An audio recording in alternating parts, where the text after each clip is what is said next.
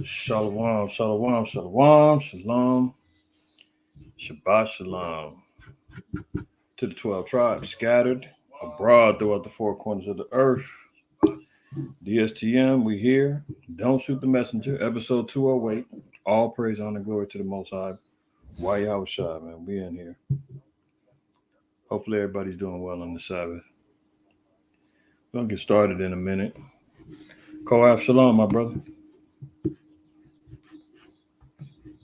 Shabbat shalom to you, all right? I'm going to close this out. It's definitely gonna be a slow trickle in here, man. YouTube was up to his old tricks again. Messing with your brother. So, got to keep weathering the storms. Give a few more minutes, man, for some folks to come on in, man. That's why it's important to make sure that you are subscribed to the Messengers of the Covenant Reloaded channel, to the IQAhmath channel, to the Dry Bones channel, because one of the above got hit again. Take a guess. Frustrating as hell, man, but that's the fight of the righteous. That's the fight of those who are pushing the word of truth. The enemies are out there trying to stifle the word. So, the IQ channel is down. IQ channel has been hit. So that outlet to receive the word will be down for the next week, I believe. YouTube decided to go back to a DSTM episode number 4. Yeah, episode 4. And we're on 208 now. So they took the liberty to go back a couple of years to dig up some video to say I, said some medical misinformation and decided to flag the channel because of that. So go figure. Go figure. Well, hey, when the first time ain't gonna be the last. But nonetheless, all are welcome here to Messengers of the Covenant Reloaded channel. Hopefully y'all are all doing well on here, man. Rosemarie, shalom, my sister. Shabbat shalom, welcome back. House of Byron, shalom to y'all, man. Welcome. Come on in. We're gonna have a real interesting one today. Real interesting one. We're gonna dive down a little rabbit hole of Esau. And his ever vowed hatred for our people. You read that Genesis 27:41, man, that dude meant it for real. The days of mourning my father are completed, and he's going to slay his brother Jacob. To this day, that dude is living by his word, man. He is living by his word. We're gonna get started shortly. Let me see if I can send out a couple of notifications to those who I know are accustomed to the channel.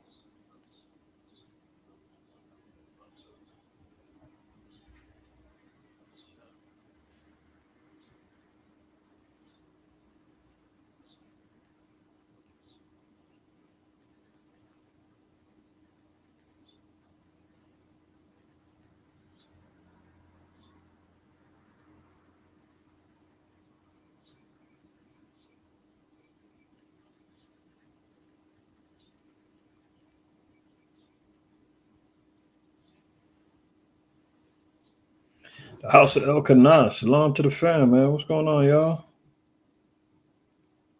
Blessings to y'all. Shabbat shalom. Let me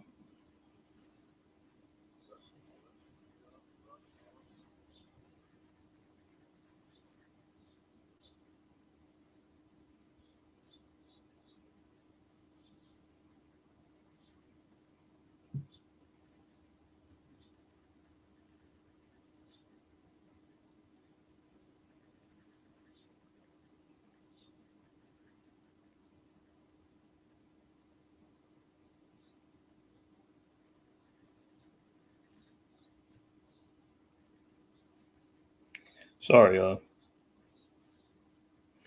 Just trying to send out a couple of little notifications, man, for those that are, accustomed to finding DSTM and the other routes. It's all going to be here for the foreseeable future until, you know, YouTube gets up off the neck of uh, the IQ channel. Shalom, Bayan, and your household, man. Magnificent. Shabbat shalom to you. Shabbat shalom to you, man. Good to see all of y'all in here. We're going to go ahead and get started. I think I sent out the notifications accordingly to who I could. Other than that, they're going to catch up. They're going to catch up. They're going to miss a good one today. Unfortunately, be it, YouTube with the algorithm tricks that they be playing and the games that they be playing and trying to target and shadow ban the channels. But it is what it is, man. It seems like I'm a broken record saying that all the time. Uh, Hold on one second.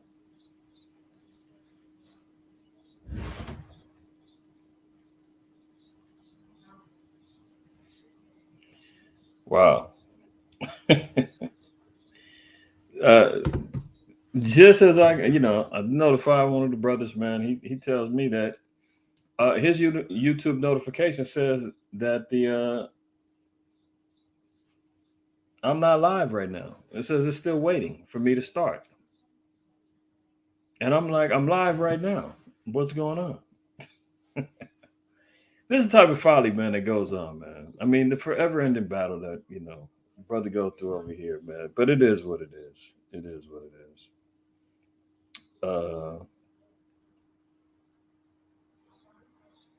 yeah, they're talking about still waiting for me to start. Imagine that. Imagine that. So the shadow ban is real. I mean, it's unbelievable, unbelievable. But such is the work of the prophet and the men of the Lord. All right. I see you. You're in founders, huh, good brother? All right, there you go. You know, there you go. All praises, man. Yeah, man. You're talking about it's still waiting for me to go live. I've been live for the last damn near 10 minutes almost. So, that's just YouTube, man, playing games. I know you had asked about what happened, man. I just made mention earlier. They had found it in the I guess the YouTube bots or whatever, man.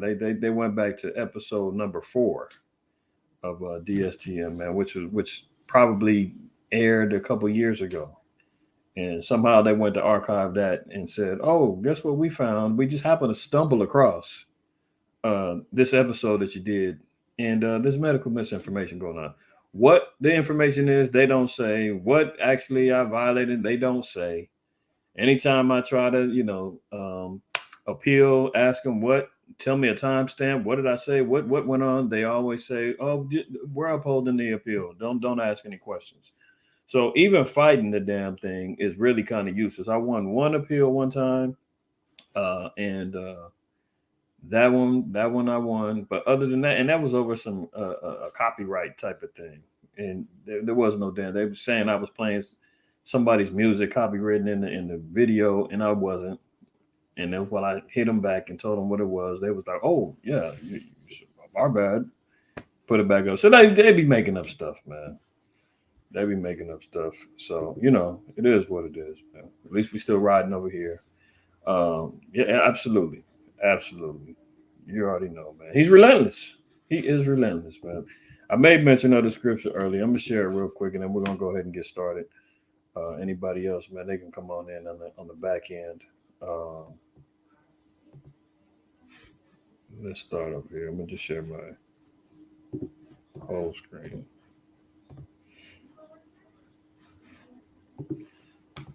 When you see the titling of the video and the question is being proposed, because of course it's in denial by the Edomites, by the government, the Pentagon. Moab is actually putting this out there. The Chinese are saying that America is preparing and has knowledge and information that they're going to utilize to make biological weapons. Of course, America is denying it, but I've got the proof. I got everything to show. They've been doing it. They know what they're doing. And it's race specific, not just not just regular bio, race specific, meaning these particular agents that they're drumming up in these labs are made to kill you and I, and won't have the same effect to others. Yeah, we're going down that rabbit hole today, man. So, if this channel gets suspended after this, you know what? You know why. You know why.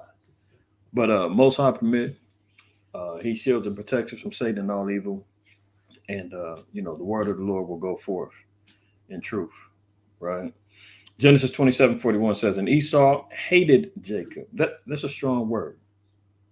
Hated Jacob because of the blessing wherewith his father blessed him. There is a perpetual hatred that goes on between the nation of Edom and the nation of Jacob, or the Israelites, right? We just went over one of the scriptures in First Maccabees 13, and when we were covering the memorial assignment last Thursday, all praises for that. We had a beautiful time that evening. It says that Tryphon, which was a general under the Greeks and the Syrian rule that was going on under the Seleucid kingdom, had malice and hatred towards the children of Israel and was desirous to kill us. Same thing with Nicanor, which was another general that had vile hatred towards our people. All Edomites, man. We see his track record and his bloodlust that he has for our people. This is perpetual, man. This goes all the way back over 2,000 years ago, that this gene, this particular spirit that's within him, some of them just know how to suppress it. They can run around, they can tolerate, they can get along with you. But get them mad enough, make them turn red, they'll call you a nigga. It'll come out,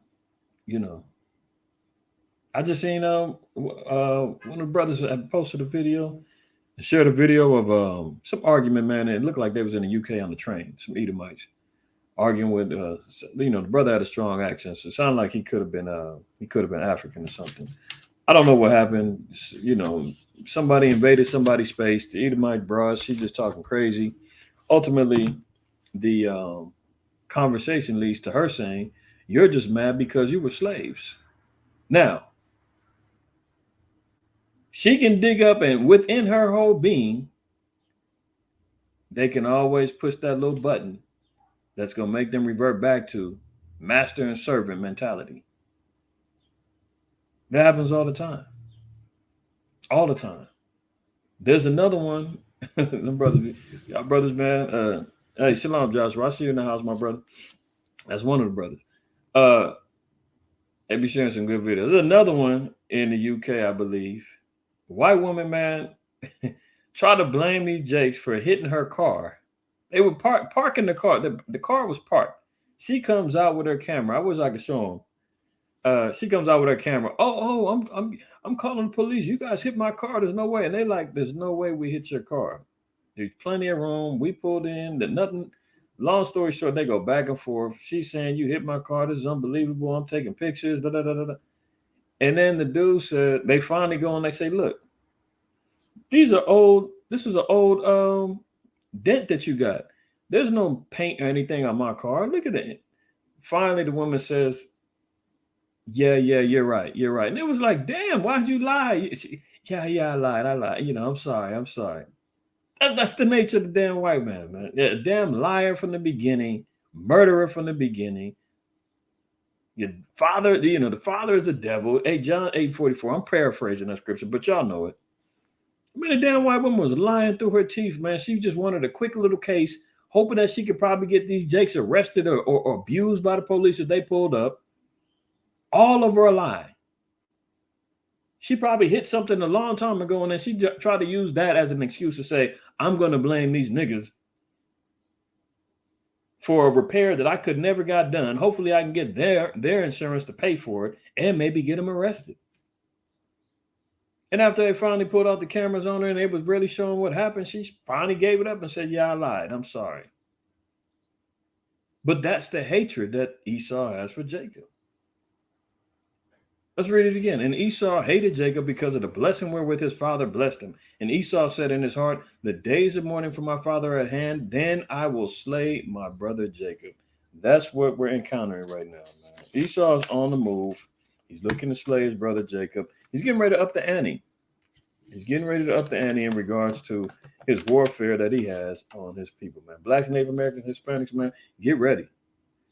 They're setting up things in regards to trying to promote race wars. You know that the cat man that shot up the mall earlier in the week. I think it was on Sunday. Killed 8 people. The guy's name was Mauricio Garcia, and they're saying, "Oh, he's a white supremacist. Yeah, he's got ties to some neo Nazis." And Mauricio Garcia, I don't know of any right wing Nazi extremists that accept Hispanics. Don't get me wrong. Maybe he's a Spaniard. I don't know. But it just seemed odd to me. And every picture that you see of him with the tattoos, with the lightning bolts and everything, you don't see his head. I mean, you don't see his face. It's a necklace down. They showing pictures of a backpack with um, uh, decal insignias that supposedly lead to some right wing extremist group. It's a cropped out photo that you can't tell who it really belongs to. They just say that he posted it on his Instagram or his social media accounts. I mean, you can't trust these damn bastards.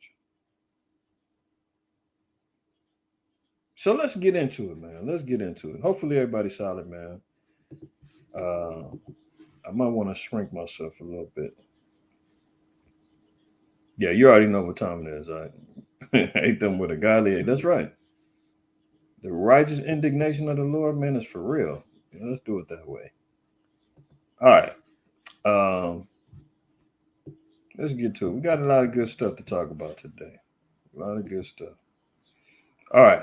So, let's just recap a little bit on what was happening on the war front. We know that that's still continuing. World War III has already began, man. It's just about the other nations now getting more engaged um, and seeing what's happening in the earth.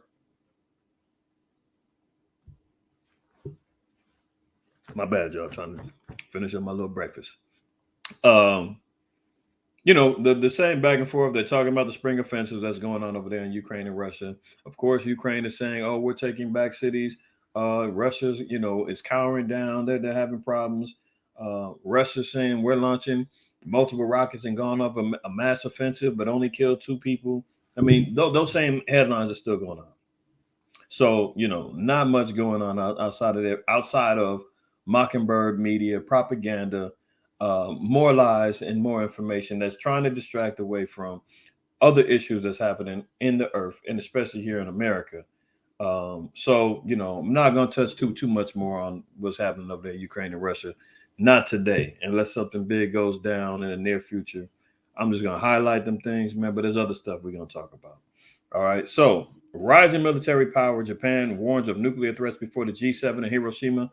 So, again, like we read in Joel, the 3rd chapter, the nations are being brought together. They're beating their plowshares into weapons now. All the nations now are recognizing that it's a spirit of war right now. This is why we see in Ecclesiastes. Let's go there. The 3rd chapter.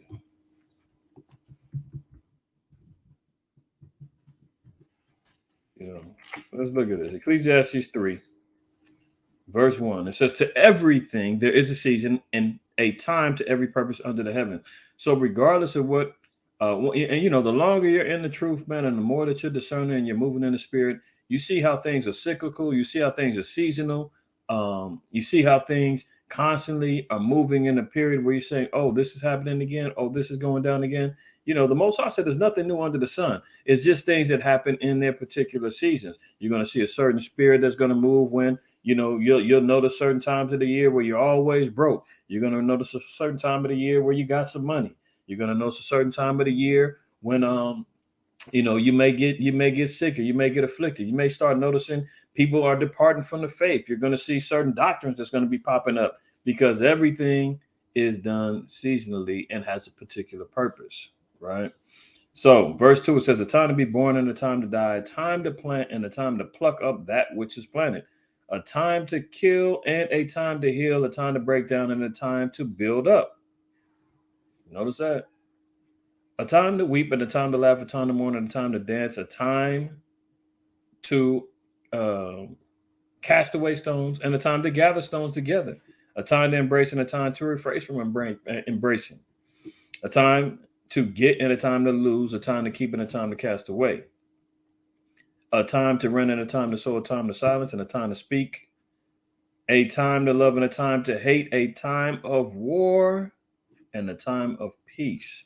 That's the main verse that I want to get to the point of. But I just wanted to show you, if you hadn't read it, or if you hadn't read it in a while, or you just haven't been familiar with, this is what you see when you're looking at the cycles of life and you're looking at how you move and how we move in our daily routines.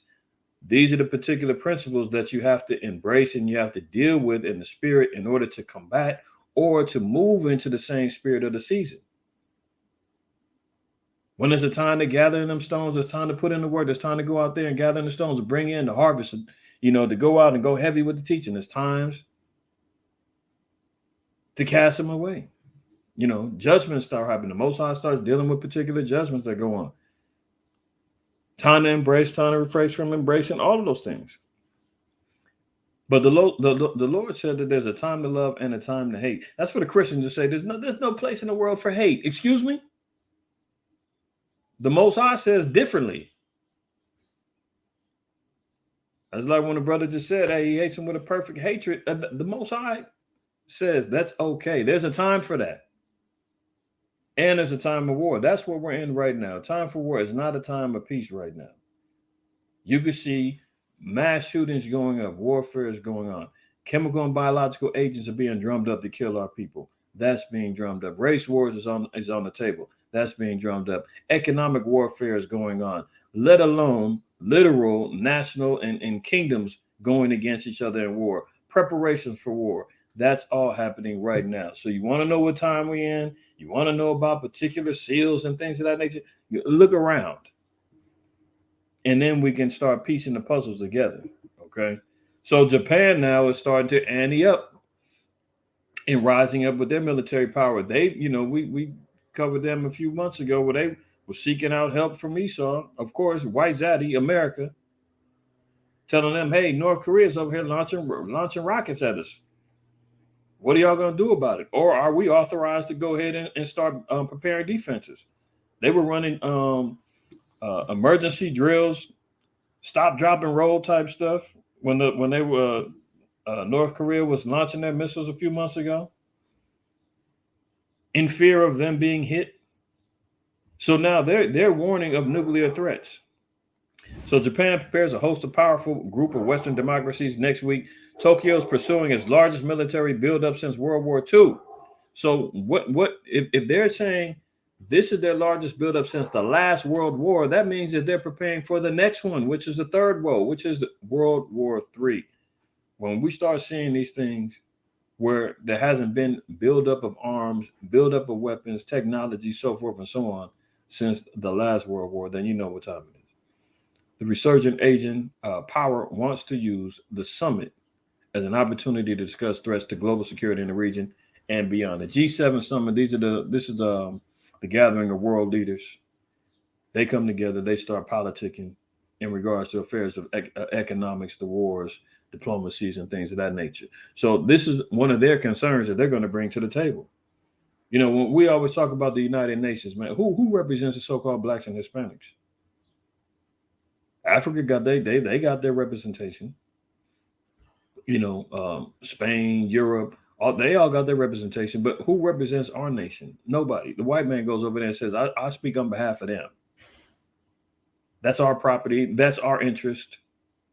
We'll say what's good for them and what isn't. So we have no voices in these particular arenas. But you see what's on deck for them, man. Japan is worried about nuclear threats and being in the next Hiroshima. All right. So that's where their spirit is at. That's the time of war that they're worried about.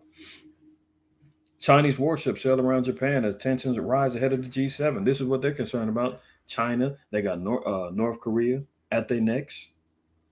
See, so this is their concerns, and we see that it's not only building up over in East Asia. We see what's going on in the quote unquote Middle East between Iran, Israel, Syria. Africa's got wars going on over there in the Sudan. Obviously, we know what's going on with Russia and Ukraine, right? So all of these things are showing forth that the time is here. U.S. says South Africa supplied weapons, ammunition to Russia. So why wouldn't they? Aren't they in a league? Don't they have a covenant agreement between themselves known as the BRICS agreement? They're already lockstep with each other in regards to economics. So this is what we're seeing here when um, remember they laid out the warrant for Putin. They said the international courts submitted a warrant for the arrest of Putin. Uh, they were blaming him for child trafficking. And they said, we know that you got a meeting coming up with him in August in South Africa. And if you South Africans don't arrest him, hey, the rest of the beast system is gonna come after you, and you're gonna have to pay dearly, usually in the form of sanctions. So what did South Africa do? One of the diplomats I brought out the article, he said, I'll go to the airport and pick him up myself. Middle finger to NATO and to America. Now you're seeing they've got information that they're sending weapons and ammunition to Russia. So clearly, South Africa already drew their line in the sand and told NATO and America, man, go to hell. We've decided what side of the fence we're going to stand on when this war jumps off. Right. Well, even in knowing in Ezekiel 38, it tells you that parts of Africa, Russia is going to be a guard to and support. So this is where we see why and how these particular nations are deciding what they're deciding. Okay. So the U.S. says South Africa supplied weapons and ammunition to Russia. Alleged supplies of potential war material to Russia put Johannesburg at risk of sanctions. This again always shows you, man, who controls the earth. Doesn't matter who, where, when, what country. White man can always pop up, and America can always pop up and lay down heavy sanctions to impede upon your economic progress, to stifle your military growth, to starve out your populations, because he's got the ability to do so. I mean, if there's any question, how can you say that the damn Arabs or the white man, they don't have power to lay sanctions on nobody? They're getting sanctioned by the white man. South Africa supplied weapons and ammunition to Russia with the help of a Russian cargo ship that surreptitiously docked at the country's largest naval base in December. The U.S. ambassador to South Africa said in a briefing with local journalists on Thursday, the comments from the ambassador, Ruben E. Brigitte II, were reported by local media outlets and confirmed by a person present at the briefing.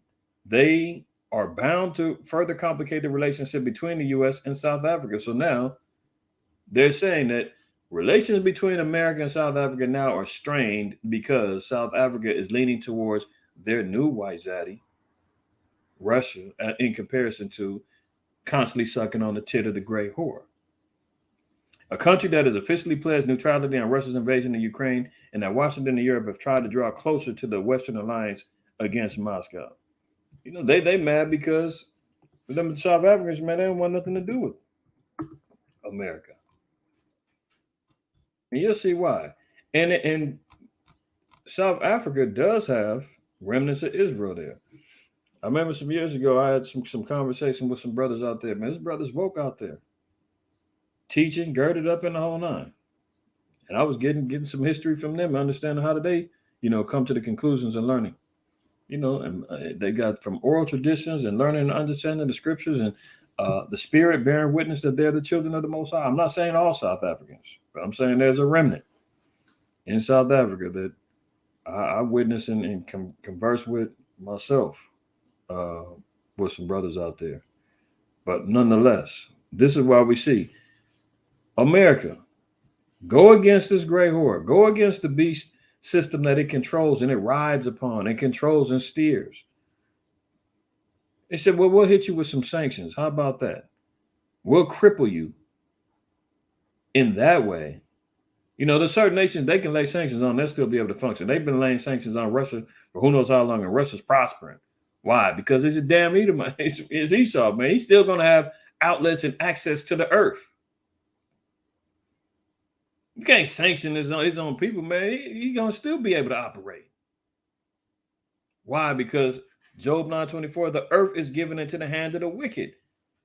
He's still from the wicked seed. They're still from the wicked seed, man. You can't sanction him and think that he's not going to be able to still function. He said, no, I ain't worried about it. I got the damn Chinese over here. I'm going to get them. I got Iran over here. I'm going to get, oil and power from that. They already know how to operate. But hey, hit them South Africans with them sanctions. See how it works out. Go ahead, Iran and some of these other countries. It slows them down because they're dependent upon the system of the beast, man. But they these Edomites, man, they're the ones running and controlling the beast. It's like smoke and mirrors. You acting like, we're laying down heavy sanctions on one of our own who has everything as it is. They got storage deposits full of gold, man, that you can't even imagine. And here they are talking about, we're going to slow down your economic growth. No, you're not. But for the South Africans, yeah, that could hurt them. That could definitely hurt them. So Job 9:24 says, the earth has been given into the hand of the wicked. He covered the faces of the judges thereof. If not, where and who is he? That's why the question is being posed. If the things aren't obvious, and you still a stubborn, hard-head, stiff-neck and saying, no, leave the white man, no, can't be American, no. Then the question would be, well, if not, where and who is he? Oh, it's Satan. And no, you cannot be ambiguous and just say, it's just Satan is the wicked. He's running around here. That Satan works for the Most High. So knock that off. Job, the first chapter, tells you he reports to the Most High. James, the second chapter, tells you that the devils tremble at the sight of the Most High. The Most High says that what is it? Job? Let me think. Proverbs 16:4, I believe. Yeah, Proverbs 16:4. The Most High Yahweh have made all things for himself, yea, even the wicked for the day of evil. So we can't run and just say, the wicked is anybody that does bad. Well, the wicked is Satan. No. It's the people that have been empowered with the earth and everything that comes along with it, from the resources to the economics. I mean, who runs the World Council of Churches? Who runs the World Bank? Who's running all these stock markets? Who runs the cryptocurrency market? Who runs the precious metal markets? Him and his people, man. And if he doesn't have full control of it, he's manipulating it to where anybody that has the resources can't do nothing with them unless he is involved with it. So the earth's been given into the hand of the wicked. He's covering the faces of the judges. Man, he's done a blasphemous campaign of vandalism, man. He done changed the faces of the judges. We know all about that, right? Let's read Jeremiah. In regards to, Esau and what he's laying down on, what he's potentially threatening South Africa with, if it comes to find out, you went and helped Russia. But they were already helping them dealing with this BRICS economy. So what's the problem? Well, you're helping them with this war. Meanwhile, NATO can run around and fund and give weapons. I mean, Slow Biden and them just got through pledging another like $3 billion to Ukraine. I mean, America clearly lives by the law of, if you're not with me, you're against me. Can't no other nations do the same things as they do without repercussions. That lets you know that this is Babylon. This is the great whore, the land of confusion, because everything stems from this place. This is headquarters. Jeremiah 51, verse 7.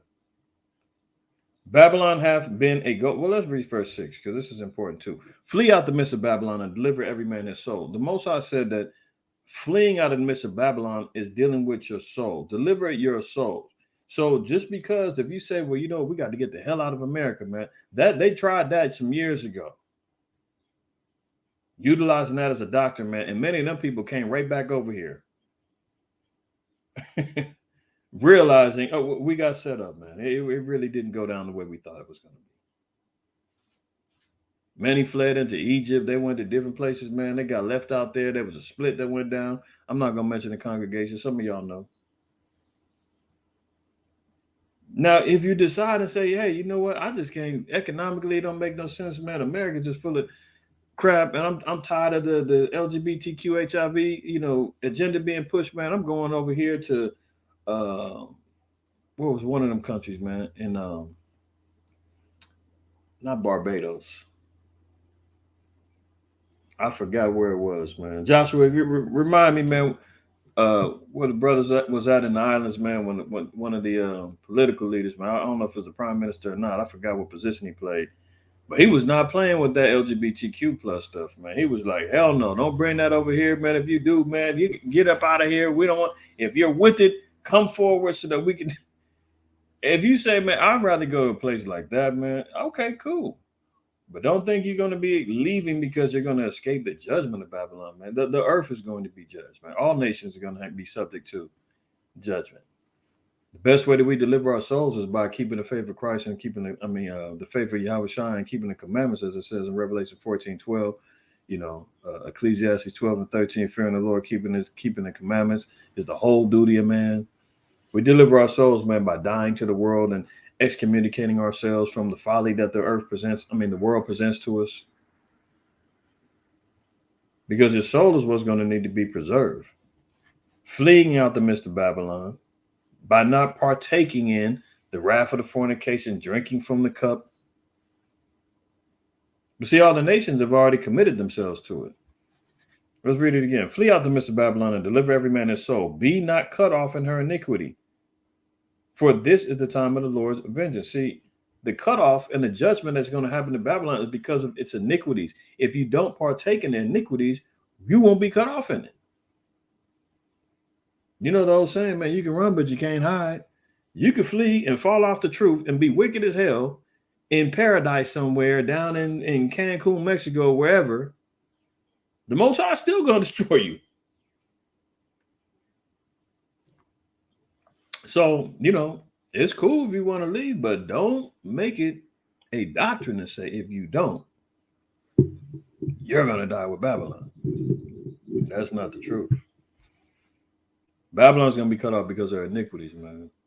And we know that sin is the iniquities. Unrighteousness is the iniquities. That's what leads to the judgment. If you don't partake in it, you're going to get cut off in it. For this is the time of Yahweh's vengeance. He will render unto her a recompense. So Babylon, the daughter of Babylon, to her, again, the feminine aspect that we're hearing about with the gray whore in Revelation 17, she's going to get payback. Revelation 18 says, reward her double, even as she rewarded thee. So if we're talking about lynching, hangings, burning, starvations, biological warfare, murder in the streets, injustices, the Lord said they're going to get double that. Everything that we've noticed, everything that we've witnessed, everything that our people is out here running around protesting for, the Lord said, don't trip. They're going to get double that. Isaiah 14:21 says, prepare slaughter for their children, for the iniquity of their fathers. It's going down. Let's read verse 7. It says, Babylon hath been a golden cup in the Lord's hand that made all the earth drunken. The nations have drunken her wine. Therefore, the nations are mad. See, I guarantee you that South Africa is probably mad now because they joined the league with America. Now America is threatening them, saying, well, if you don't continue to choose up and allow, this great whore to continually be your madam, then we're going to cut you off. Now they've made them mad, but it's too late. You done already drunk the wine. You've already indulged. You know, everything was good when you were sipping and prospering and getting all that money, resources, and access to, you know, world affairs. But now, when America's telling you you better choose up, it's a problem. Revelation 18:3 says, "For all nations have drunk of the wine of the wrath of her fornication, and the kings of the earth have committed fornication with her, and the merchants of the earth are waxed rich through the abundance of her delicacies." See, let me get this other. I just popped in my head too. First Maccabees 1. Uh, now we know in the Maccabees, man, in the first chapter, in Daniel 8, Daniel 11, Daniel 7, it tells you about the kingdoms and the progressions of how they're coming into play, from the Babylonians to the Persians and the Medes to the Greeks to the Romans. 333 BC, we're knowing and understanding the rule of the Greeks, the uprising of the so-called white man and his kingdom rulership. So even during the time, ever since then, they were already in control, laying down quote unquote sanctions and tributes. He's been profiteering off of that for years now. Give me 1 second, y'all. This damn dog is barking, making me. Hold on, y'all. Give me 1 second.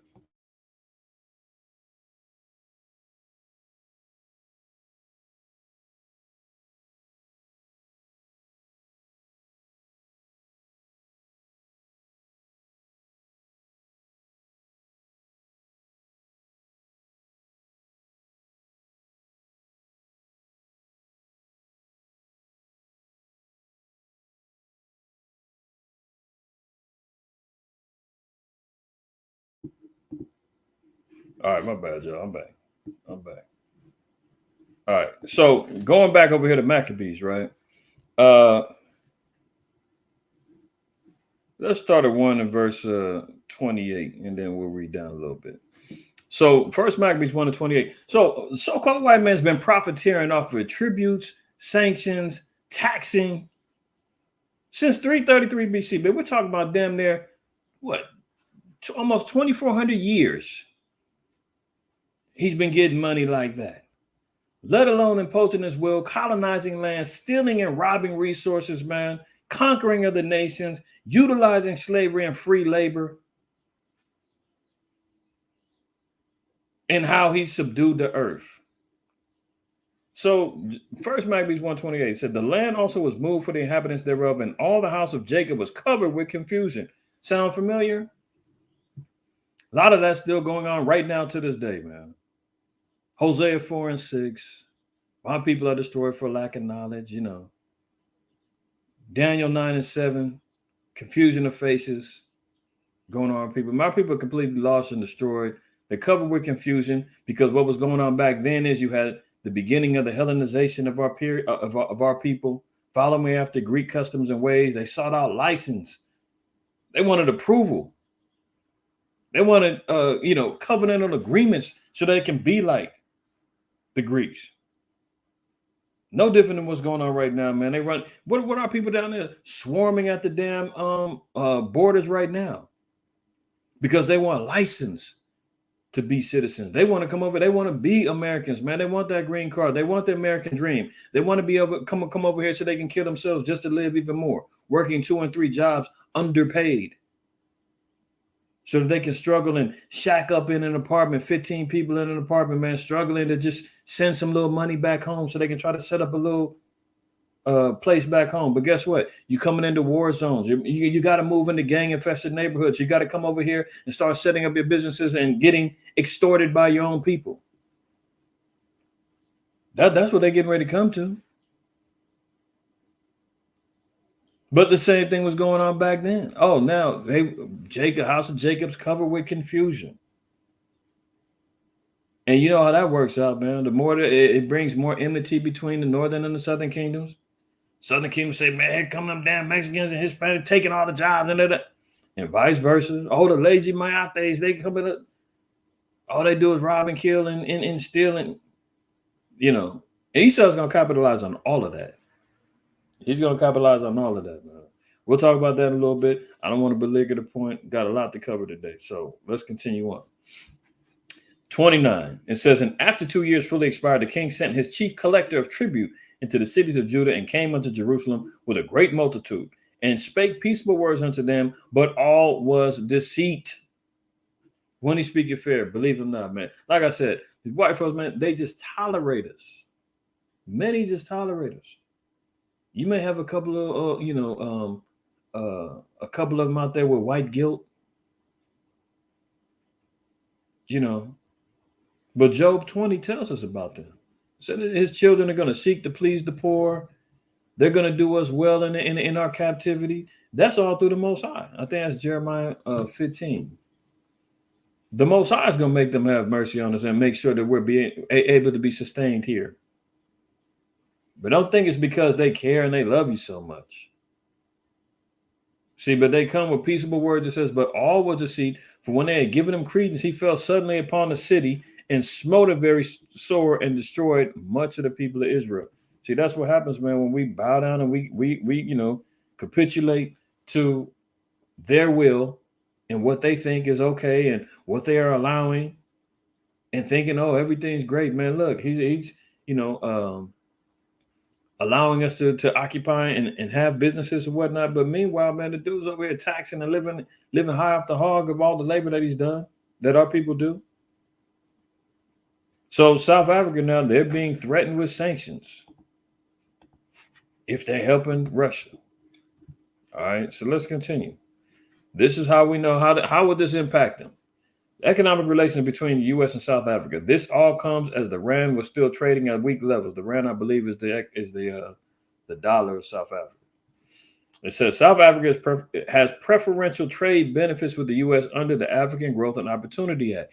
So notice that again, the kings of the earth committing fornication with the gray whore. How do they do that? They're creating these particular trade benefits. The merchants of the earth are waxing rich through the abundance of her delicacies. The abundance of the delicacies are the abundances of how other nations can utilize the networks of America to prosper. America's got connections with everyone throughout the earth. Selling, trading, imports, exports, so forth and so on. If people want their goods to move, you got to go through America, and America can make that happen. So South Africa has trade benefits through the U.S. under what they're called the African Growth Opportunity Act. This permits South Africa to export more than 7,000 goods to the U.S. duty-free. So they've got 7,000 products that are coming over here to the U.S. that America is allowing to come through duty-free. Now, if they cut that off, who are they going to try to export these 7,000 goods to? No other country wants it, needs it. Apart from this, recent estimates state that the U.S. has directed hundreds of billions of rands in investment over the past few decades, and there are fears that some of this could be put in jeopardy if relations were to deteriorate further. I want to make sure that the rand is the South African currency.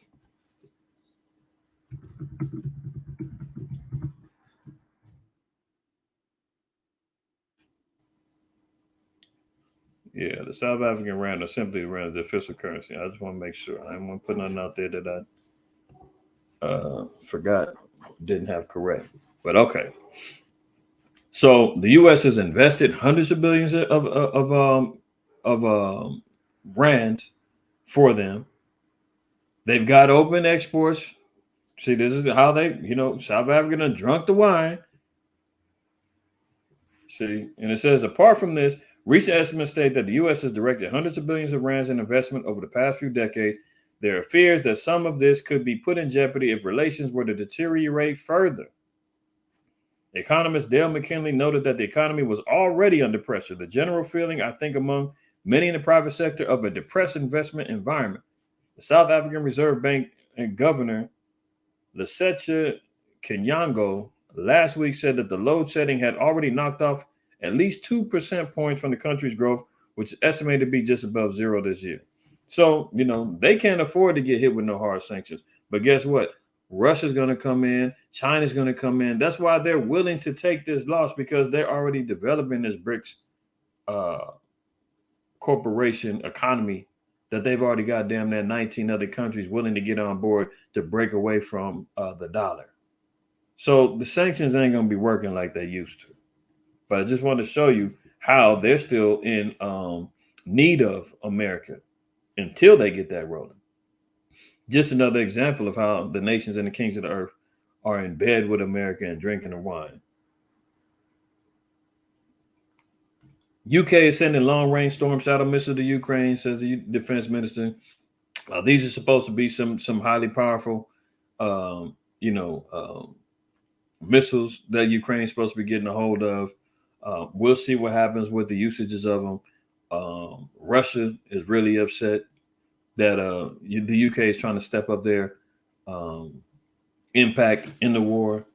Remember last week or 2 weeks ago, they were sending them depleted uranium bombs, which are pretty much like dirty bombs, damn near like low grade radiation nukes. They already gave them that in ammunitions that had depleted uranium in them. We covered that a while ago. So the UK is trying to step up and giving more damaging weapons to Ukraine. It's only going to make Russia, respond accordingly. And they've already said we got our eyes set on the UK, man. They getting bombed. They're going to be one of the first that get bombed. So we'll see how that plays out. Border Patrol chief authorized the release of migrants into the U.S. without court dates as Title 42 ends. The Border Patrol has faced 10,000 plus encounters for multiple days. Now, look at this. So again, here goes America, right? Letting them up. Come on in. Come on in. Now it says they're saying that they're being released right in. They're being let go right on in without court dates. See, once the Title 42 thing was set up by Trump because of the pandemic, they were saying, man, we're shutting the border down. Can't let nobody in because of the pandemic. We don't want nobody bringing the thing up in here and so forth and so on. Even though people were still making their way up in here, that's why they had them down in their quote unquote detention centers or the camps, caged up with aluminum foil blankets and microwavable burritos to eat. Children coming up missing, being separated from families. All of that was going on. And that ended, I think, last Tuesday at midnight. So now they were saying that, all of the migrants can come in and seek asylum. And it ain't just Mexico, it's Puerto Rico. I mean, not Puerto Rico, it's Haiti. It's people from Africa coming over here, the Moab coming over here, Ishmael's down there, Esau's down there, still trying to come from the Ukraine and other places of Europe, El Salvador, Honduras, Ecuador. I mean, they're coming from all over the place. All the nations want to come, want to ride on over here. And Slow Biden tried to put a little stopgap in and says, well, we got them all there, man, but we got to hold them until they can't come in unless they get a court date because they got to come see us about their immigration status. Well, look, they said that many of them coming in and they ain't even getting court dates. They just letting them in. They let them in. So we talked a little bit about this on last Thursday's class regarding memorial assignment of America's worst nightmare. But let's look at Jeremiah. This is the danger, man, that our people don't even realize. Jeremiah 9. And let's read 16 down to 19. It says, I will scatter them also among the heathen, whom neither they nor their fathers have known, and I will send a sword after them till I have consumed them. So this is what the judgment of, Israel was when we had to go into Babylonian captivity. Well, here we are, spiritual Babylon. Our people is being scattered amongst the heathen. They're coming on in here. There's heathen and they're being scattered down there at the border walls, crossing over the Rio Grande, arm in arm, trying to get on over here, being scattered. They said, but the sword is going to be sent after them till I consume them. So thus saith Yahweh, power of hosts. Consider ye and call for the mourning women that they may come, and send for cunning women that they may come. And let them make haste and take up a wailing for us, that our eyes may run down with tears and our eyelids gush out with waters. You see down there, man, all the mothers that's down there trying to get their babies over there, leaving their kids around here, handing them off to cartels, hopefully that they can make it over to the border, selling their kids. I mean, it's all kind of madness going on down there. Women are being widely affected down there. They're getting raped. Verse 19. For a voice of wailing is heard out of Zion. How are we spoiled? We are greatly confounded because we have forsaken the land, because our dwellings have cast us out. See, they're getting cast out of their lands of dwellings. Oh, you trying to flee and get up out of El Salvador, Honduras, Mexico, um, uh, uh, Venezuela, Haiti. The list goes on and on. So this is what we're seeing here. Much of our people what are they doing? They're coming down. They're going into Egypt. They're coming into modern day Egypt, seeking refuge, thinking Pharaoh Biden is going to be able to save them. Woe to the Isaiah 30:1. Woe to the rebellious children, saith Yahweh, that take counsel, but not of me, and that cover with a covering, but not of my spirit, that they may add sin to sin. Because once they get over here, man, you got to pledge allegiance to America. You got to, try to commit yourself into learning the language and taking your green card test and everything else. The covering that they're going to be covering up with is the covering of Babylon. The red, white, and blue, Star Spangled Banner, all of that other madness. They're going to come on over here, man. You want to cover? Get covered with this wickedness. It's not going to be of the spirit of the Most High. They're going to be adding sin to sin. Our prayer and hope is that of the thousands that are coming over here, man, that there's some remnant of the elect that's in there, that when they come in, that they're going to hear the word of the Most High, repent, and become part of the great army of the Lord, known as the Israelites.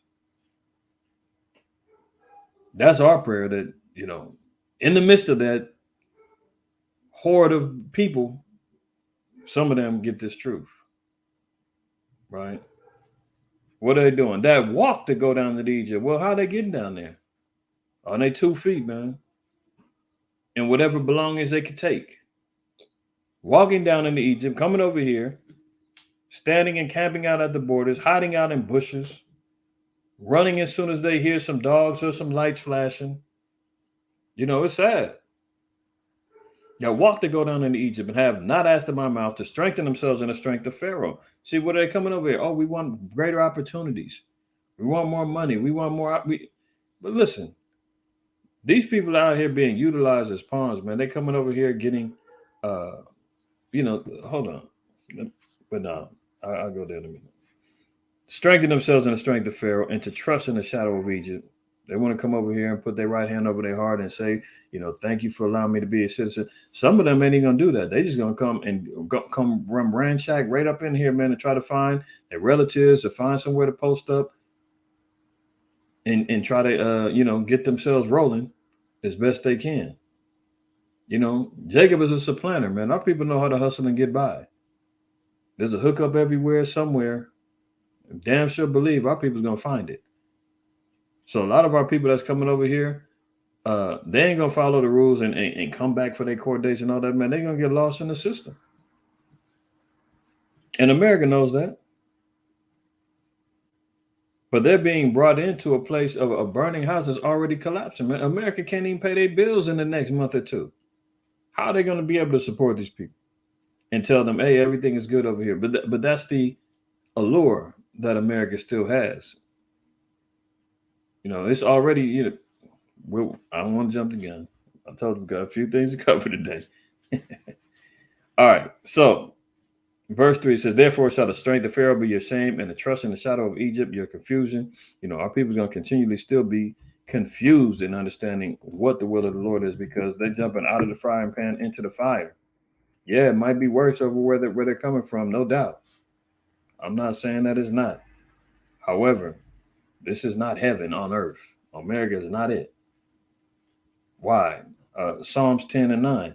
It says, he lieth in wait secretly as a lion in his den. Well, all the Border Patrol agents, Slow Biden, them just sent down, I think, a few thousand National Guard to go hit the wall. They down there lying in wait. Reading on, it says, he lieth in wait to catch the poor. You seen the images of them on them horsebacks last year, whipping and chasing down them Haitian migrants that was trying to get over here? 15,000 they had living underneath of a damn bridge, and you know, under the poorest of conditions down there. They down there running around chasing them down, snatching them up. Continue on. It says, he doth catch the poor when he draweth them into his net. So they got everybody coming on over here. And now the net is they're going to come over here. They're going to increase the labor force, you know, trying to get America back to its glory again, trying to make America great again. How did they do that from the beginning? On the backs of slaves, on the backs of the so-called blacks and Native Americans and Hispanics. You know, pennies on the dollar. We put in the hard labor. Haggai says you work hard but bring in little. You eat but you have enough. You drink but have not enough. You put in all your wages, you put into a bag full of holes. That's the net. So yeah, the money goes longer, but guess what? The cost of living once they get out here is crazy. They don't realize that. They get out here, man, they definitely gonna be shacking up all over the place. But it's okay because guess what? America's got these sanctuary cities that say, "Come on in, seek asylum. You can sleep on the sleep out here. We got tent cities already set up. Go move up to Portland, man. It's all good. You can sue somebody for $1,000 if they're harassing you out on the streets." We just seen a couple of weeks ago, man. They got the 10 cities that already moved to Beverly Hills. So now Mike can say, "Man, I just came from El Salvador, man. Now I'm moving to Beverly Hills with my tent." And meanwhile, they're going to be running out there hustling, trying to find a job and do what they can. So, you know, with the employment situation going on, the mass layoffs going on, man, stock market still having its issues, you know, the debt ceiling. So they're coming over here thinking, "Oh, America's got money," and America's like, "Not really." You know, you see the cabinet is out here front taking a picture in front of a Ferrari that's not his. Fake jewelry on her. That's America right now. Fake jewelry. The car ain't yours no more, man. It's about to get repossessed. You're heating up, hot pockets in the house, in the house, man. Meanwhile, you're taking a picture in front of some expensive steakhouse, as if you're getting ready to go in. You ain't going in. That's America. America's fronting right now. They still have the world reserve currency. The dollar's still quote unquote strong. They still got a little grasp on some things, man. But it's deteriorating, man. The thing is going down. It's not going up. And now our people about to get caught in that net. Get caught in the net. This. Oops, what happened?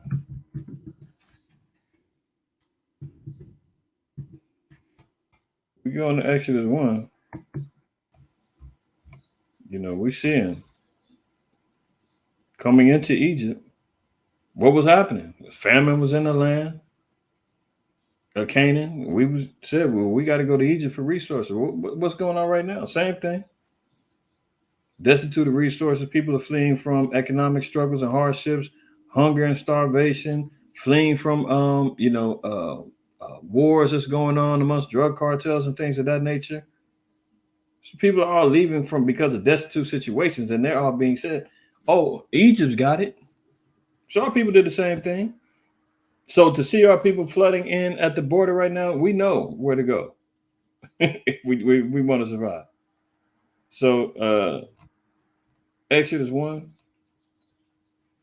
11, 12. Therefore, they did set over them taskmasters to afflict them with their burdens, and they built for Pharaoh treasure cities, Pithom and Ramesses. But the more they afflicted them, the more they multiplied and grew, and they were grieved because of the children of Israel. We'll see that's what it is. The more that they try to run and capture and catch and lay up down there at the border, man, and make them serve the Most High, we gonna always keep coming. And who was already there? The progenitor of the Northern Kingdom, a couple of the Northern Kingdom tribes, Joseph was already in Egypt, same way that we see here. Northern Kingdom already establishing the North Americas, and the other tribes having to come over here to fulfill the prophecy of Jeremiah 50 and 33 of Judah and Israel being oppressed together. But the northern kingdom was already in Egypt. We always talk about, well, who was here first? As you're seeing, uh, the lies, we know about the lies about Columbus and all of that, when indigenous populations was already here. So we're doing what we've always done, right? Now, hold on.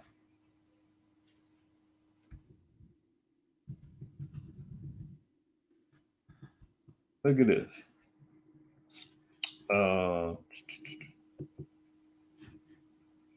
You see, when they get here, they getting little care packages, cell phones, little debit cards, all kind of stuff. But look at this little video.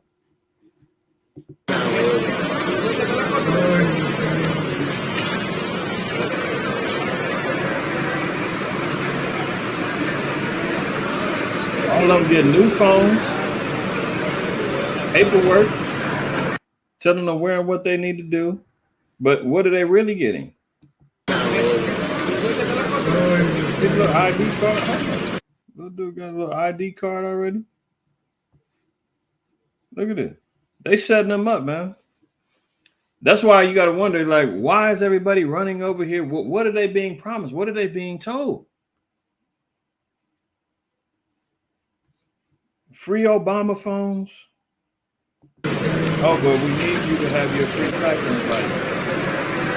If you're going to be part of the new CDC and the digital currencies and the beast that marks you, you're going to be in part of that system. Make sure they got these new tracking devices too. So here they are being given free phones now. And you know what's on them phones. They're going to take them right into the neighborhood. They're going to take them right closer to where, Jace is, man. They're going to be utilizing them as weapons, man. And part of the sheep-like mentality of taking in the gifts of Babylon. And those gifts are going to be used against them. Exodus 23:8 says, "And thou shalt take no gift, for the gift blinded the wise and perverted the words of the righteous." So the Most High always warns us about being coerced with free gifts and all of that. But see, our people are so desperate, man, they don't give a damn. They ain't thinking about that. They figuring, hey, man, they giving us phones, they giving us little IDs and paperwork and welcoming us in. And, the little guards are sitting in the back, not even tripping. The DHS, I don't know if that was Homeland Security, who them cats was, but they were just sitting back acting like it wasn't no problem. Let me see. Proverbs 17 and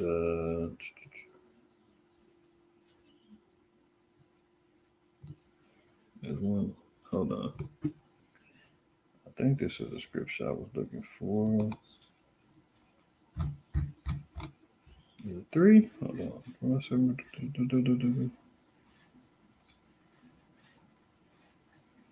Give me 1 second, y'all. I'm trying to find this other scripture.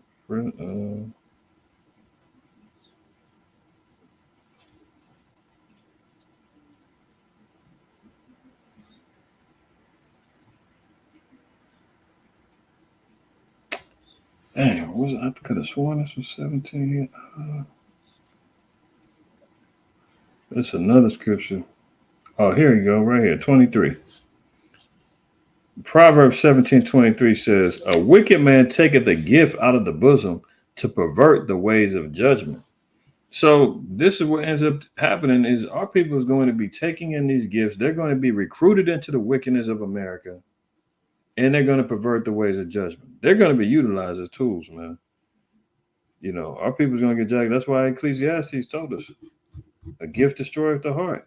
So, I was going to go there, but Ecclesiastes 7:7, y'all know that one. They're going to be utilized, man. So there you see, they're getting free phones. There's always something coming out. If the white man give you something, it ain't for free, man. He got an ulterior motive behind it. He knows what he's doing. Let's continue. Look how they're utilizing them as pawns, man. These are people's lives. They got families, children, the whole nine, man. And they, white man's running around here dropping them off, shuttling them all around, man, playing political games with each other. You know, they took him down there when they was in Texas. Texas, they saying, "Up, you ain't gonna come here." Oh, guess what? We got a place all set up for you in Chicago. Riding them up there and dumping them out there on the streets. They got no idea where they're at. Chicago, no idea the war zone they just dropped them off into. Oh, yeah, there's places for you up in New York. We're gonna drop you off over there. New York was like, "Hey, what are y'all doing here? We wasn't expecting you." Remember they dropped them off there in Martha's Vineyard, man, at the little little vacation spots for the rich Edomites. They got them up out of there within 24 hours. They was like, "Get a bus immediately, get these niggas out of here. Get the wetbacks out of here." As soon as they drop them off in Florida, Florida sending them out here. So look at this: 2 busloads of more than 70 migrants from the Texas border are dumped. That's the same type of language you use for trash. Dumped on VP Kamala Harris's doorstep in Washington, D.C., as Governor Greg Abbott says he sent 17,000 to D.C., New York, Chicago, and Philly. See, that's the catch-22 is, as soon as they come in, they're being told where they can go. They're going right to the hood. They're going right to the slums, right to the... So, again, they're going from out of the frying pan into the fire. They leaving one opportunity or leaving one place and then thinking they're coming to the land of opportunity. Little do they know they're coming in the midst of gang and drug wars, prostitution, the same things they were seeing back home. They're getting sent right back over here, man. But guess what? You're strangers now in this particular area. So you're subject to being robbed, ran out, killed, raped, who knows what, because now you're coming in here with confusion of face from the other people saying, "Who the hell are you? Oh, you don't speak no English? That means you can't go to the police. Oh, you can't do nothing." And you know where it goes from there. Source: investigators examine the ideology of the Texas government. So, looking at this, we talked about this earlier, man. Y'all should know by now about the cat man that killed 8 people at the mall in Dallas last weekend. 8 people get shot at the mall, man. And now they're saying, "Oh, he's got neo-Nazi views and this, that, and the third," right? Again, I don't recall whenever a neo-Nazi group, a pro-white group, accepted a Hispanic in there. I don't know about that. Federal officials are looking into whether the gunman who killed 8 people at the Dallas area mall expressed an interest in white supremacist ideology Sunday as they work to discern a motive for the attack. A law enforcement official told the Associated Press the official cautioned the investigation in its early stages. Here's a guy named federal agents have been reviewing social media accounts they believe were used by Mauricio Garcia, 33, and posts that express interest in white supremacist and neo-Nazi views. And the official who would not discuss details of the investigation publicly and spoke to the AP on the condition of anonymity. Isn't that something? So their source is saying, "I want to remain anonymous, but here's what I'm hearing. Yeah. We're finding some white supremacist neo-Nazi views on the social media accounts. We believe that they belong to him. And we see the RWS, which is the right-wing death squad. Those guys are white extremists, man. Yeah, he's affiliated that. Well, can I quote you on that? Yeah, but you know what? Can I get it? Can I get a name? Yeah, no, I can't tell you who I am. Does that sound credible? Mauricio Garcia, they say the cat's name is, right?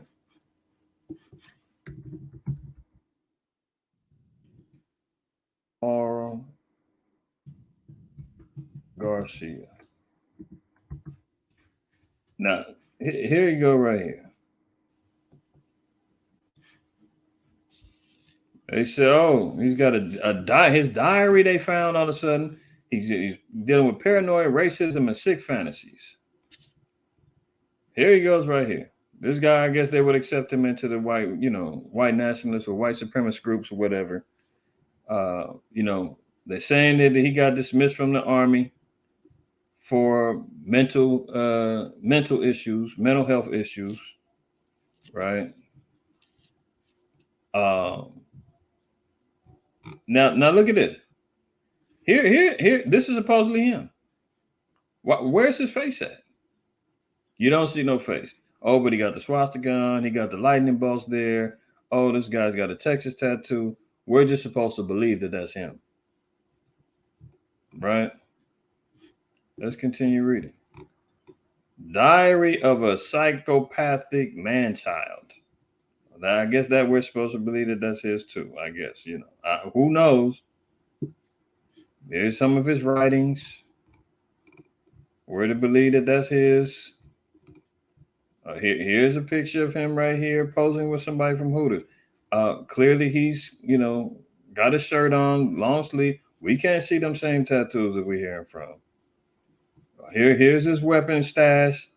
Even though the guy had been dismissed from the army for mental health issues, somehow he was still able to get all access to these military grade weapons and all that. I know Texas is liberal and you can go buy and they'll ask you no questions. So maybe that's how he was able to get it. But you would think that if a dude had a jacket that he lasted 3 months in the military and they said, man, you can't be around no weapons and none of this stuff. Here's his supposed backpack with the patch on it. This patch right here, they're saying that's the neo-Nazi back, the patch with the Punisher symbol on. We see nothing that affiliates him with it. This is just supposed to be his.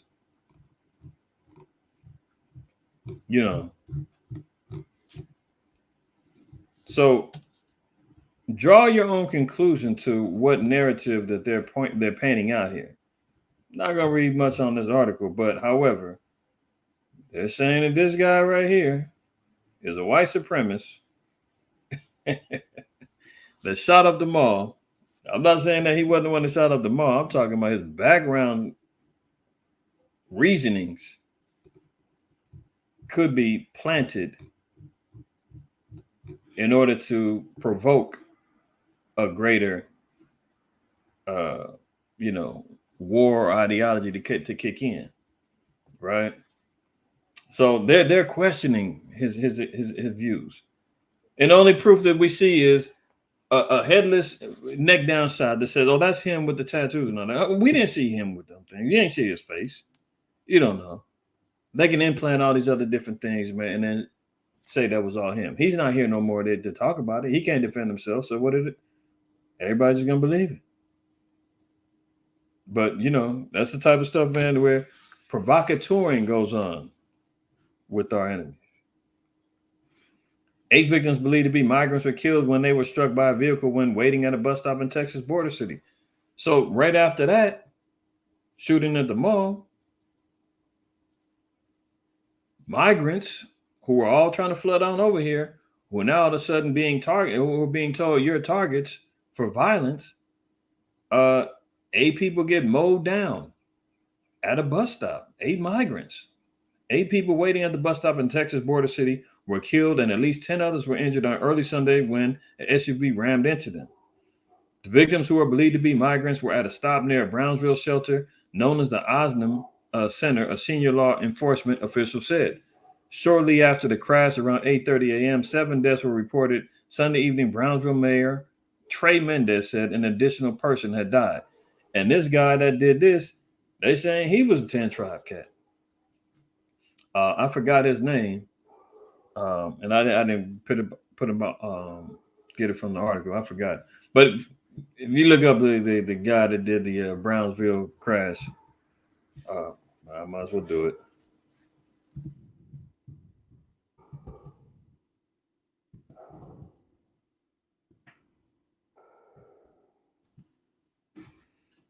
This guy right here. They're saying this is the guy right here.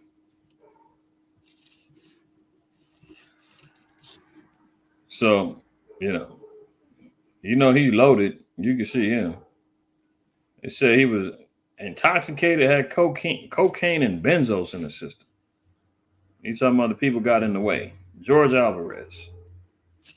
So, now they're gonna say, they try to twist that and say, oh, this is the cartels sent this guy over there to start mowing down and killing his own people. I mean, Esau's always trying to put out some crazy ass narrative in the beginning, and then you start trying to find out what's going on.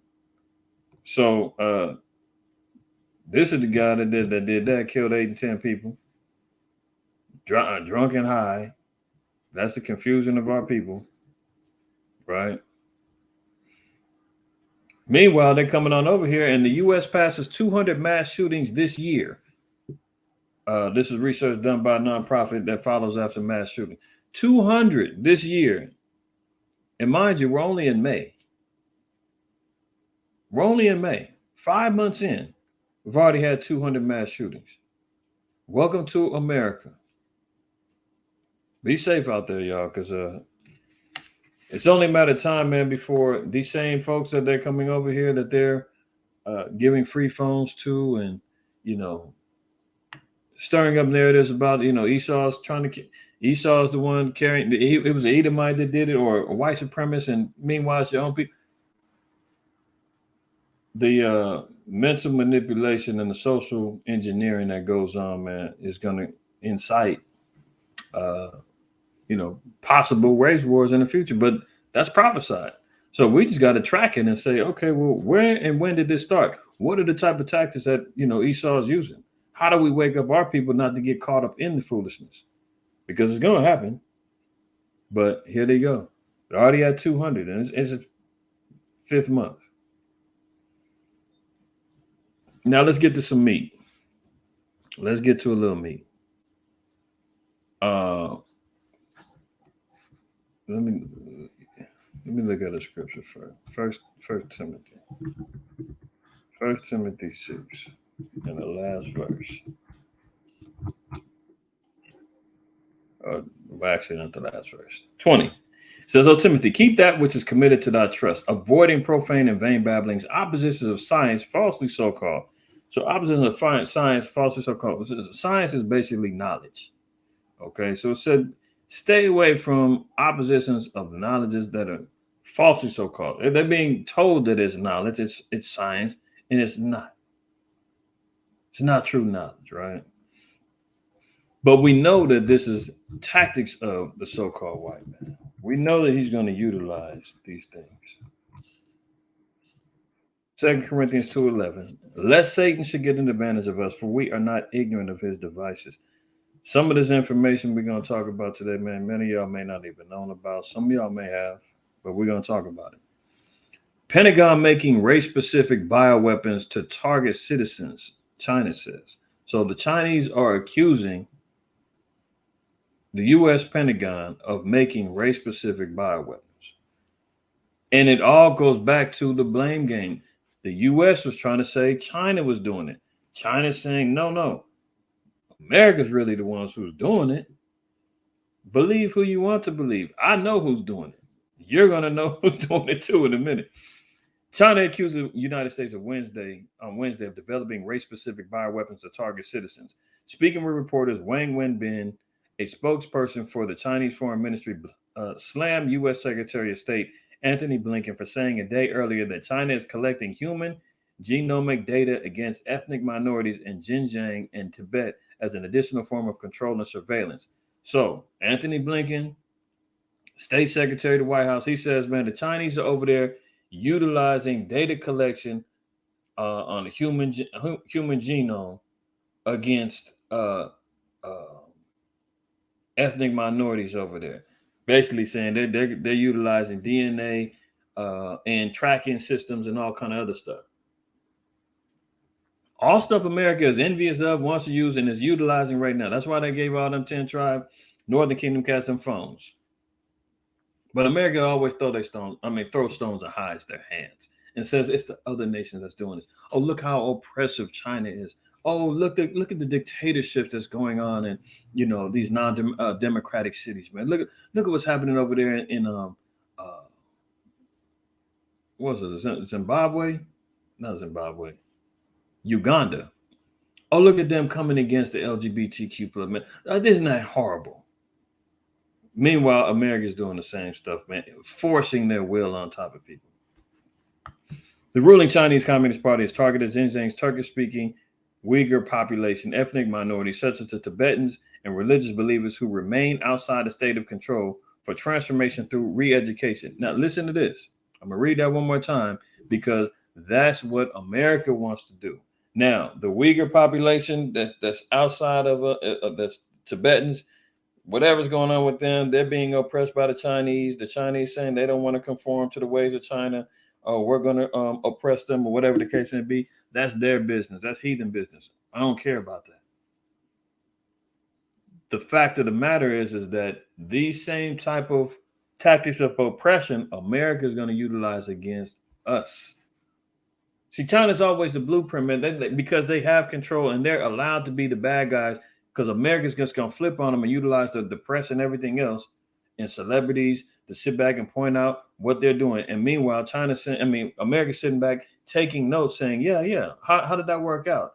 Backdoor policies, backdoor meetings, trade agreements, money going on, buying of bonds. They keep those doors of economic empowerment to China because they're utilizing them as guinea pigs, and you letting their people be guinea pigs.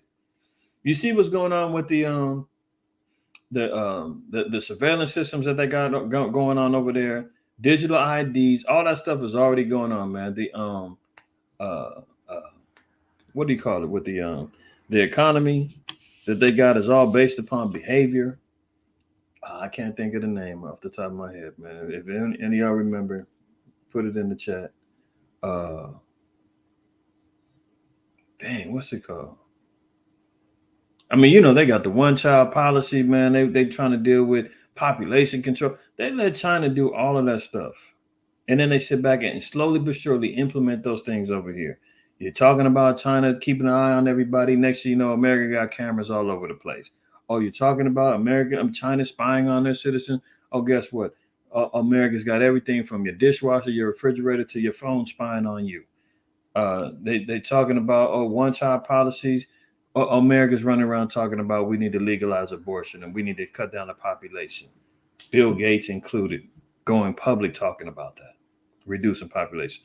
All of these things, they let China go out there and be the bad guy, and they sit back and do it. Let's look at this one more time. The ruling Chinese Communist Party has targeted Xinjiang's Turkish-speaking Uyghur population, ethnic minorities such as the Tibetans, and religious believers who remain outside state control. So, who's going to be the ones that are deciding to hold on to their quote unquote religious beliefs and defect from control of Babylon? What are they going to try to do? For transformation through re-education. So that means that they're going to be separated, isolated, thrown into particular camps in areas to where they're going to be re-educated, meaning you're going to have an opportunity to accept the beast that marks you. You're going to have an opportunity to submit yourself to the beast system and follow along, or and accept this re-education, or what else could happen. So Blinken said Tuesday the U.S. is concerned. So, for example, look at the Japanese. World War, I believe it was World War II. After the Hiroshima, Nagasaki bombing and all that, America rounded up all the damn Japanese citizens, man, threw them in camps and held them until the war was over. And they were re-educated, meaning that they had to be scrutinized, found out who or what their allegiance was to. If you were holding on, they couldn't afford to have no Japanese run around here because they were scared of insurgencies. They were scared of sleeper cells. They said, we ain't letting no Japs run around here. Sit them down, feed them, foods, give them a re-education so that we can make sure that when they get up out of here, America is their friend. You don't have no hatred for America. You were going to be re-educated. And they did that. And I think they gave them all $25 train tickets and got them up out of there after the war. That's the objective. Blinken said Tuesday that the U.S. is concerned by reports of the spread of mass DNA collection to Tibet as an additional form of control and surveillance over the Tibetan population. So they're concerned about mass DNA collection, huh? Not going to talk about the health crisis and what went on, and the information that comes out about how that affects DNA. I'm gonna leave that alone because I don't need no problems. But the mass promotion of DNA collections through Ancestry.com, 23andMe, all them other things. Is America not doing the same thing? But meanwhile, America said, "Well, yeah, we get those things, but we don't use it like the Chinese do. China, those are private equity from private companies on those. We don't. Okay, hold on. What's the name of them guys? Blackstone.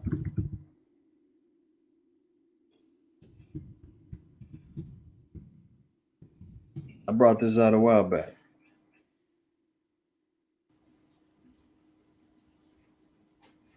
Blackstone, private investment firm.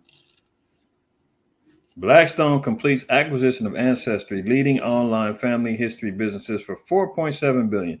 So here you got a private equity fund managed by Blackstone have completed their previously announced acquisition of Ancestry.com from Silver Lake GIC Spectrum, right? So Ancestry is the global leader in digital family history services, operating in more than 30 countries. So now an American-based company has access to all of this information. Now, of course, they're going to say, we don't use that. We just own the company. The insider, they run the company. They run the business. No big deal, right? We don't do nothing wrong. We would never abuse authority. We would never abuse our liberties. Last on political donations. How about that?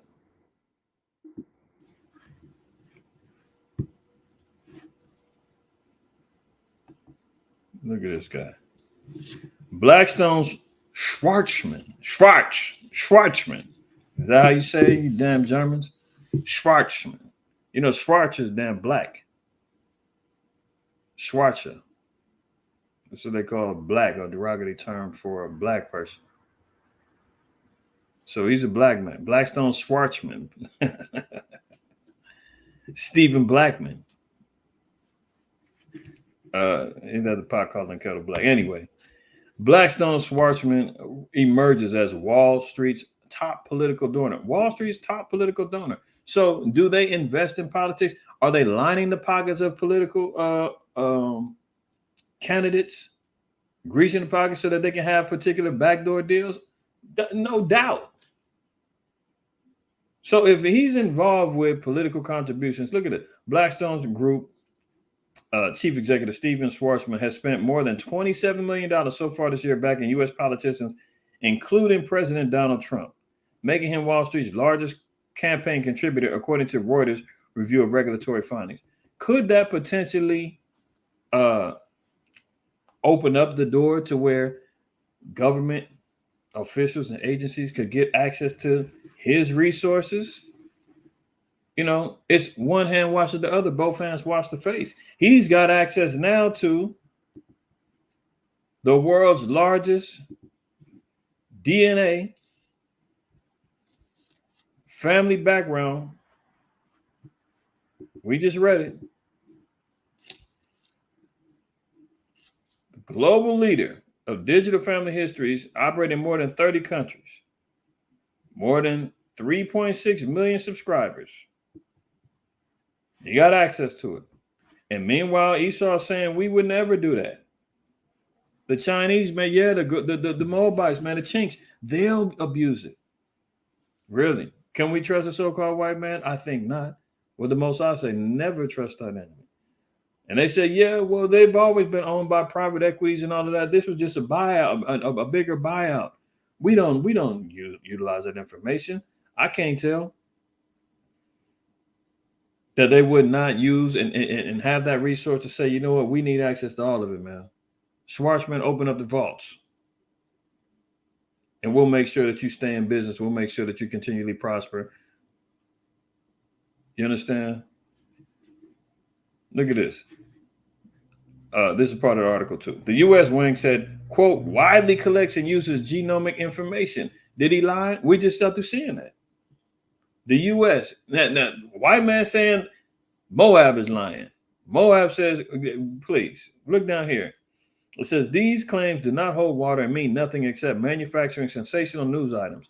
Oh, America would never utilize sensational news items. America doesn't use propaganda. Edward Bernays is the father of propaganda, nephew of Sigmund Freud. And you're gonna tell me that America doesn't use sensationalism and they don't manufacture news? That's why I said, man, anytime the white man says something, it always leads back to him. You know that old saying, man, you point one finger one way, you got three pointing back at yourself. America's the king of that. That's why when you see them old posters of Uncle Sam saying Uncle Sam wants you, and he's pointing, them three fingers are pointing back at him, he's always guilty of everything he's saying that somebody else is doing. He's really doing it. These claims do not hold water and mean nothing except manufacturing sensational news items. Wang said of Lincoln's comment. Oh, no, that's the Chinese saying it. But when he's saying this about Blinken. Now, it says China is a country governed by law. The privacy of all Chinese citizens, regardless of their ethnic backgrounds, are protected by law. Now, the Moab probably lying too. The heathen don't give a damn about even their own. Are they probably doing that? I wouldn't doubt it. But the fact that he pulled out and said America's actually doing it too, that's where we get to. The U.S. Wang said widely collects and uses genomic information. According to the Wall Street Journal, the Pentagon has formulated research and development plans for hitting opponents with genetically engineered weapons. Oh, genetically engineered weapons, he told reporters. Those involved disclosed that the genomic data of Asian, Chinese, European, Aryans, and Middle Eastern Arabs are all being collected by the U.S. military. So the article went on later to say that they went to the Wall Street Journal to try to find the article. They couldn't find it. Nobody wanted to give them information about this particular quote that this Moabite was saying he got his information from. So the greater question is that does this really exist? Is Esau utilizing these particular tactics or not? Is he in possession of this particular type of technology? And is he really targeting Chinese Americans? Is he really targeting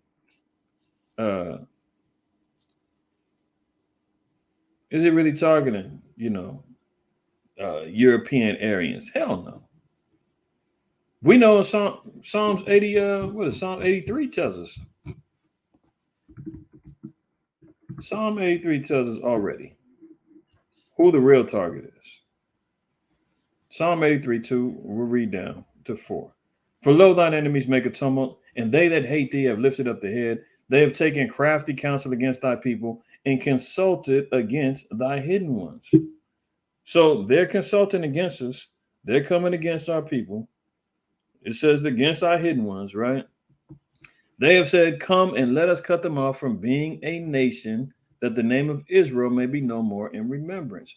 So the crafty counsels, the back doors that's going on, the laboratories that they're utilizing to create these genomic, race-specific weapons is all being done in order to reduce the population of Israel, man. They're still trying to kill us. Jeremiah 11, let's read 19. But I was a lamb or an ox that is brought to the slaughter, and I knew not that they had devised devices against me. See, that's how what happens within our people. Our people don't know. Our people don't want to put this type of microscope on our enemies and say, they can't be doing that. It's so bad. You wish it wasn't that bad.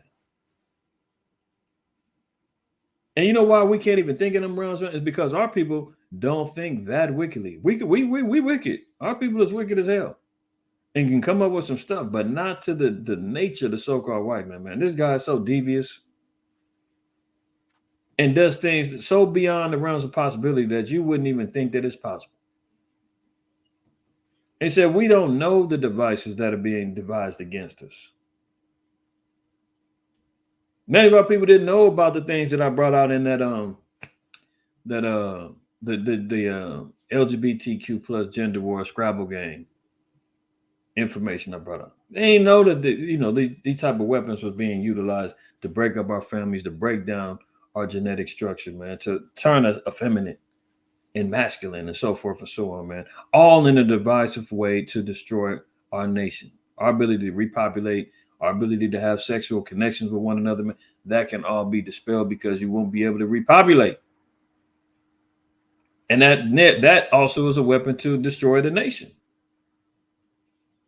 So let's read again. But I was like a lamb or an ox that is brought to the slaughter, and I knew not that they had devised devices against me, saying, let us destroy the tree with the fruit thereof, and let us cut him off from the land of the living, that his name may be no more remembered. Remember this, let us destroy the tree with the fruit thereof. Well, we know trees is the metaphor for the people. The fruit is the fruit of the loins, the seed, so forth and so on. Their objective is to cut them things up. Keep that in mind because I'm going to play a video in a second. Do y'all know about this? Project Coast. Project Coast. If you don't know about Project Coast, we're going to talk about a little bit about it. I'm going to need y'all to follow up on this. Don't take my word for it. Go look it up. All right? Don't take my word for it. Go look it up. Project Coast, eugenics in apartheid South Africa. We're so familiar with eugenics leading up with Margaret Sanger, dealing with Planned Parenthood. We know that there's always been an agenda to destroy and distort the so-called blacks and Hispanics and Native Americans. We're talking from forced sterilizations, just like in that class I did regarding the LGBTQ plus and the Scrabble gang and all of that. Putting sterilants in the water, man, tampering and trying to create infertility, within us. They were doing the same thing in South Africa during the apartheid era. But they were utilizing they wanted to use biological weapons against the so-called black folks over there. Look at this.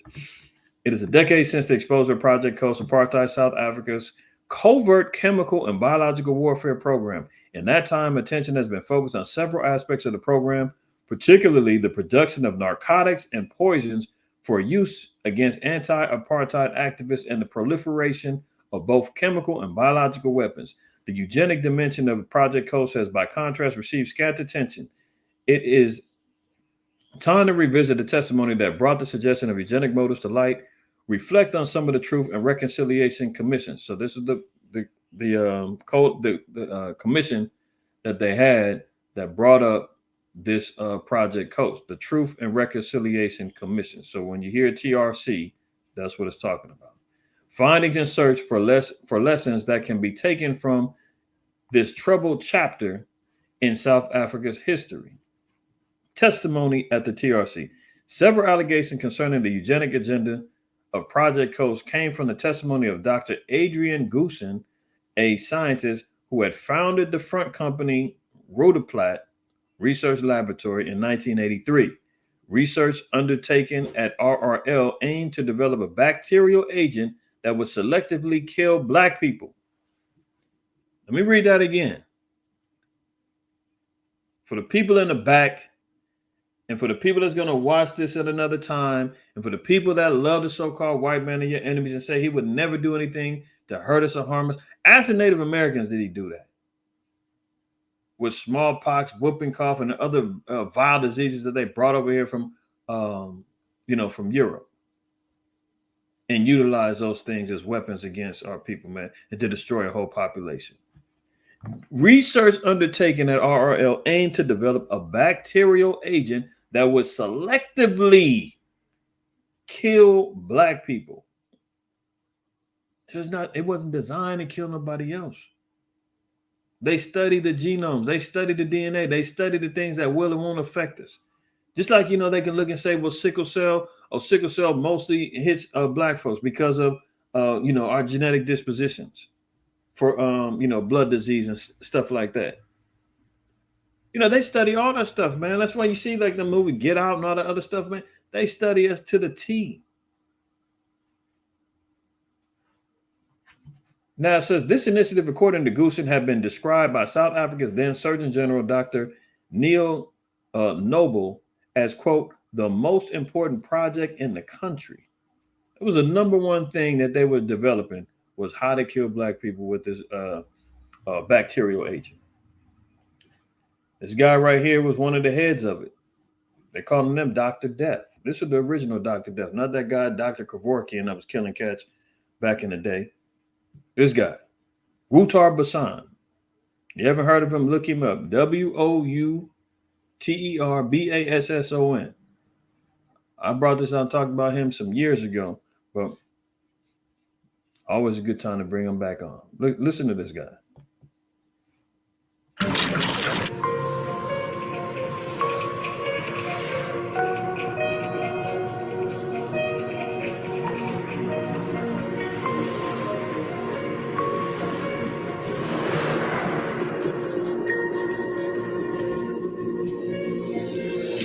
Nothing could have prepared me for Dr. Death's unrepentant manner. We decided to find those organizations in the world that could help. Did you hear that? Nothing could prepare him for Dr. Death's unrepentive manner.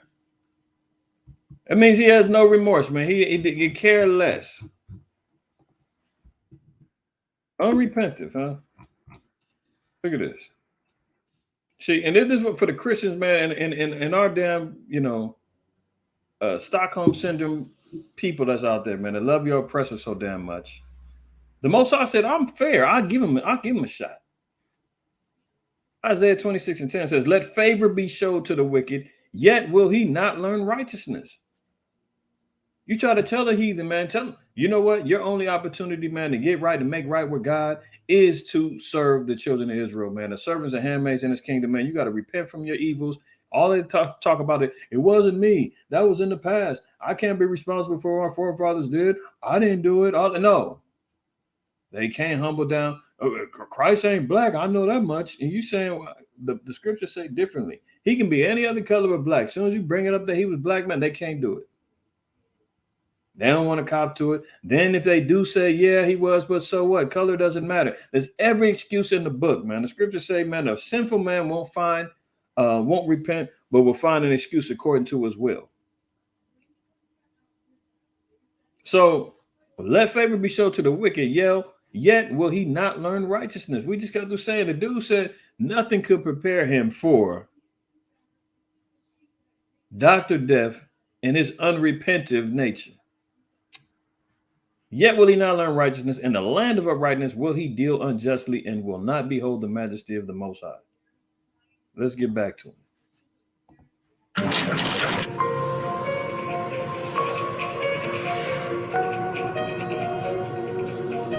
It's 5 minutes. I'm gonna stop it a couple times because a couple points we got to look at, but I'm gonna let it ride for the most part. Y'all just watch it.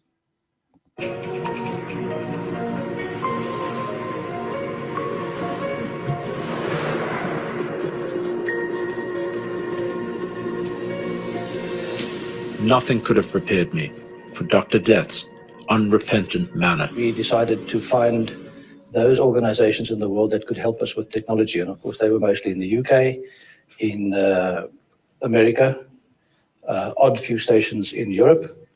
And we then visited these places, explained to them what was our problem, what our problem was. And then, of course, we told them what the information that we needed. And we then eventually got some of the information from them.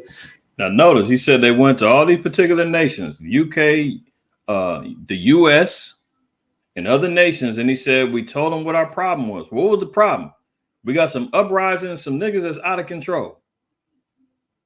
They're over here rioting. They talking about apartheid. They want to take South Africa back and all this other stuff. We need to get them under control. That was the problem. So where did he go to? Oh, we went to America. America, how'd you get your niggas under control? UK, how'd you get them niggas under control? We need to collaborate.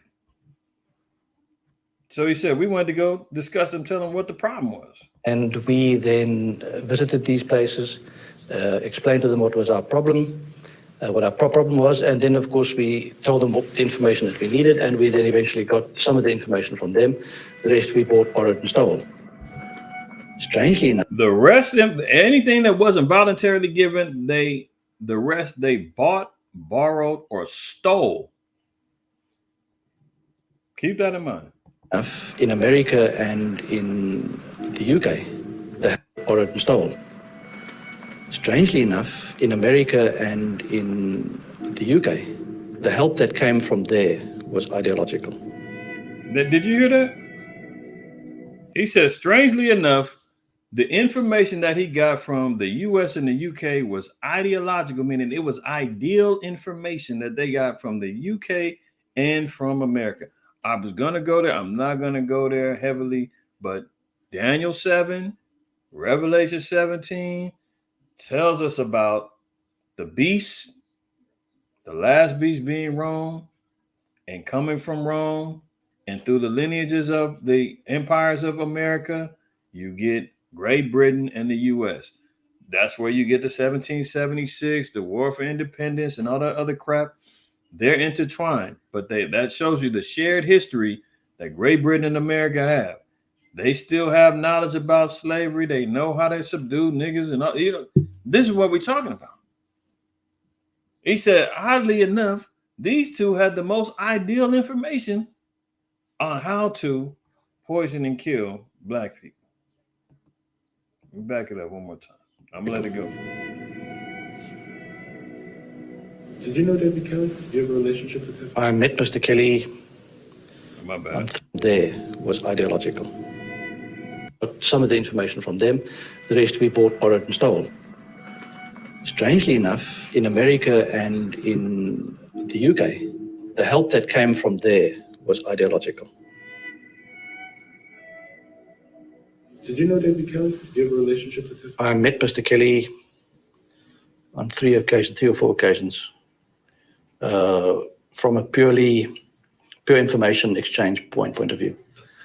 The little contact I had with him, I found him to be an intelligent, honest, keen fellow who really cared about his work. Did you ever meet him in Pentagon? That I can't answer, but we did meet him on a few occasions.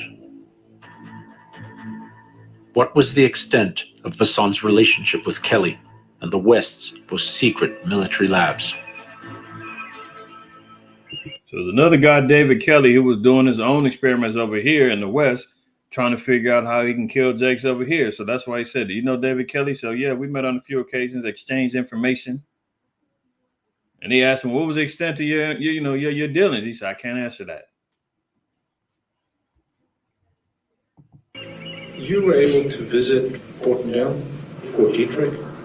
Yes, we did I that. wonder if you could talk about that. No, I wouldn't like to, but I mean, the next question that I get asked is who arranged it and why and what and where, and then So we asked him, did he ever have any meetings? If you guys can't hear the guy's question, did you ever make it to Fort Detrick, which is one of the bio labs of America? He said, you ever been there? He said, yeah, I've been there. He said, well, you want to discuss what you seen over there? I said, no, I'd rather not.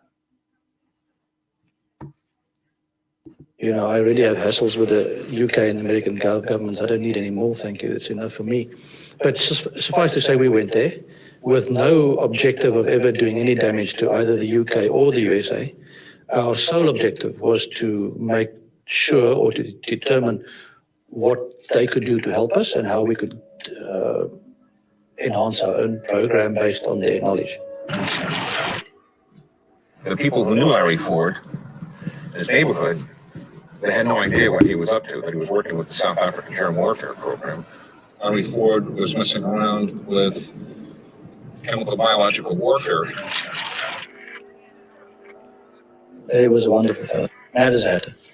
He used to rock up in South Africa. Did you hear what he just said? Hold on. Larry Ford was messing around with chemical biological warfare. Harry Ford was messing around with chemical and biological warfare. Now listen to Rutar Bassan's description of Harry Ford. He was a wonderful fellow. He was a wonderful fellow. Yeah, these damn Edomites be talking amongst each other, man. This is where you read about in the Most High talking about the wisdom is going to be cut out of T-Man, which is the headquarters of the wisdom that comes from Babylon. These are the type of guys, man, who's sitting in these labs, man. These are the modern day what the guys call them in Babylon? Or am I drawing a blank? The Chaldeans. These were the guys that was dealing with all the damn mysticism, the magic, and all that in Chaldea. This is Esau in today's terms. dealing with laboratory experiments, science, and so forth and so on, man. Developing biological and chemical warfare. These guys love it. Love it. Watching. Adderzater.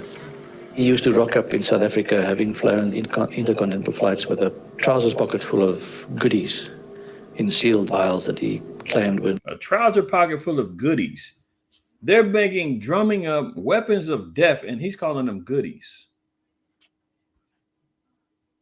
new and wonderful organisms and could do the most wonderful things on Earth. Larry Ford. He said he got these organisms, man, that can do some of the most great and wonderful things. This is Esau, man. Own intercontinental flights with a trousers pocket full of goodies in sealed vials that he claimed were new and wonderful organisms and could do the most wonderful things on Earth. Larry Ford had mutated cholera, typhoid, anthrax, botulism, bubonic plague, and had also come up with germs that he called kaffir-killing germs.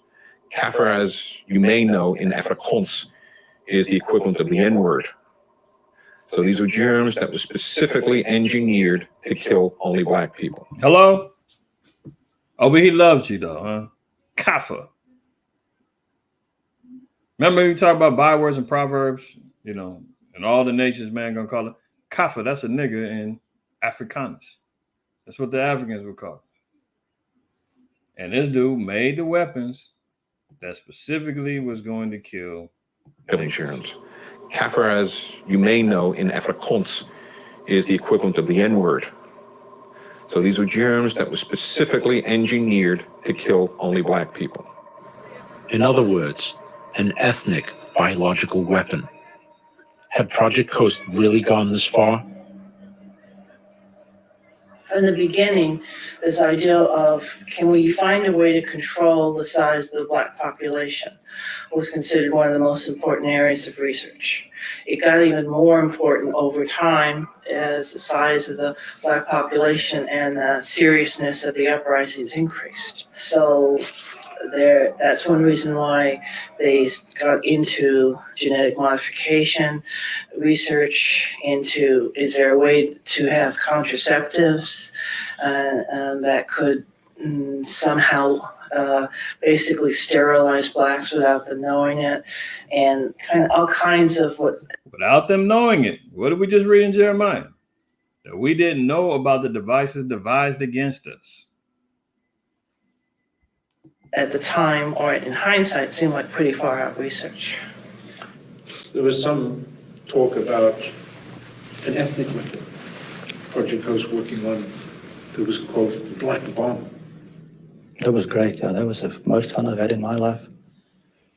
Did you hear it? He said there was an ethnic weapon talked about during Project Coast called the Black Bomb. What do you know about that? An ethnic weapon against black. He said that was the most wonderful time of my life. It was called the Black Bomb. That was great. Yeah, that was the most fun I've had in my life. That whole episode of the ethnic weapon was very well set out in court, in the court papers.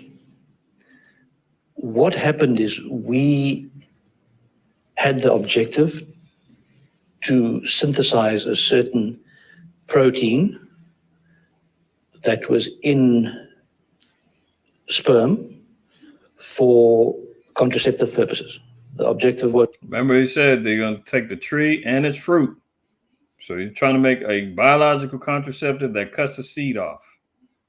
If you could immunize a woman against sperm, then you would make her infertile. We were asked to do this by another country who had a population explosion problem as part of the exchange of technology. They were giving us other stuff. They asked, well, we haven't got the time or the place to do that. Will you guys do that? So there you have it. There you have it. Project Coast, y'all look it up. And you're going to see, man, the diabolical nature of our enemy, man. This dude is hell-bent on killing and destroying our people, man, covertly, overtly, any way that he can, he's trying to get us. You understand? So for the Chinaman to come out and say, hey, look, the white man is out here trying to utilize DNA and race-specific bioweapons. The white man says, no, we would never do that. What are you talking about? Meanwhile, they were heavily involved in Project Coast, developing and giving up information to help the white South African government take out the black folks over there were biological agents in warfare, man. So they gave the most ideal information on how to do it.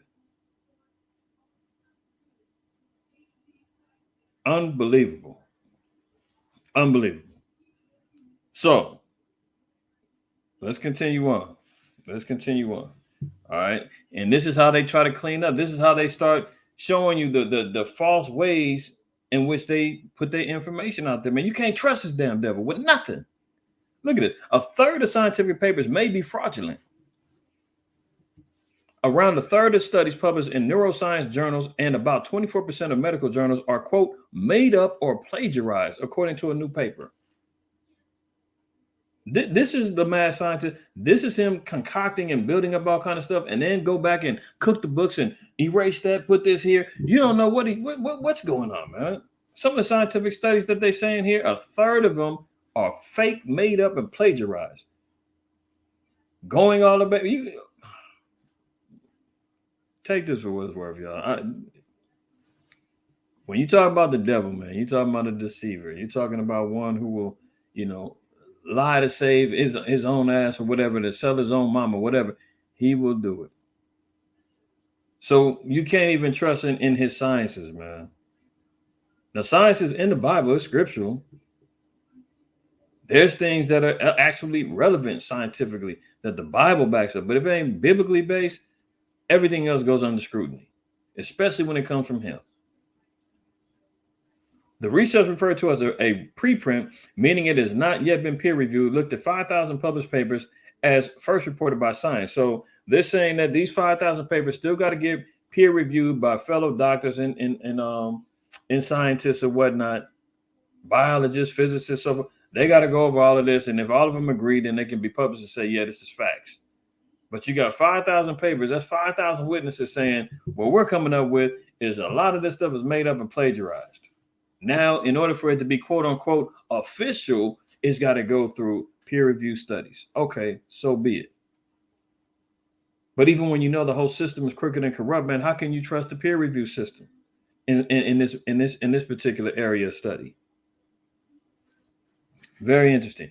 Using simple automated detection system, the researchers looked for 2 telltale signs whether an author was registered with a personal rather than institutional or email address, and if the author listed their affiliation as a hospital. The papers flagged as potentially fake were then checked by humans. About 1,500 of the papers were likely fraudulent, the researchers concluded. So some of these papers and scientists and research information that's coming from some of these doctors and scientists, man, are fakes. And now you got ChatGPT drawing up and writing up papers and defending people in law and doctors and all kind of stuff. I mean, what is real anymore? What is real anymore? Daniel Penny surrenders to police to face manslaughter charge and the chokehold death of Jordan Neely on the subway. Everybody's seen that, man. Vigilante justice by the so-called white man trying to save everybody off the bus because, a brother who's typically on there, everybody knows him as the Michael Jackson impersonator. He dances on the train trying to get a little change and whatnot, man. He had a little mental breakdown that day. Made some threats, didn't charge, didn't touch, didn't hurt nobody, was unarmed. And here comes Captain America to jump on the dude's back, man, and choke him out, put him to death. They let him go free, they let him go. And now because of all of the onslaught of the protests and people questioning and saying this wasn't right, blah, blah, blah, now he got to turn himself in on a second-degree manslaughter charge, which clearly, why is it second degree? Why is it considered manslaughter? Oh, because he could say, I didn't mean to hurt him. I didn't mean to do it, please. That same spirit that we just read in Genesis 27:41 is what made him tighten his grip and try to choke the life out of that brother and then say, oh, it was an accident. I didn't mean to do it. You didn't have to get behind that dude at all. Did nobody ask you to jump up there and try to act like you was trying to save everybody and Get the out of here, man. So now he's got his head up high as he goes into the courts. Kill the young brother, man. So he's going to go, quote unquote, face judgment. We'll see how that works out. You know how that goes. Zechariah 11:5 says they hold themselves not guilty. Paraphrasing that scripture. But look at this. Give, Send, Go, the Christian fundraiser.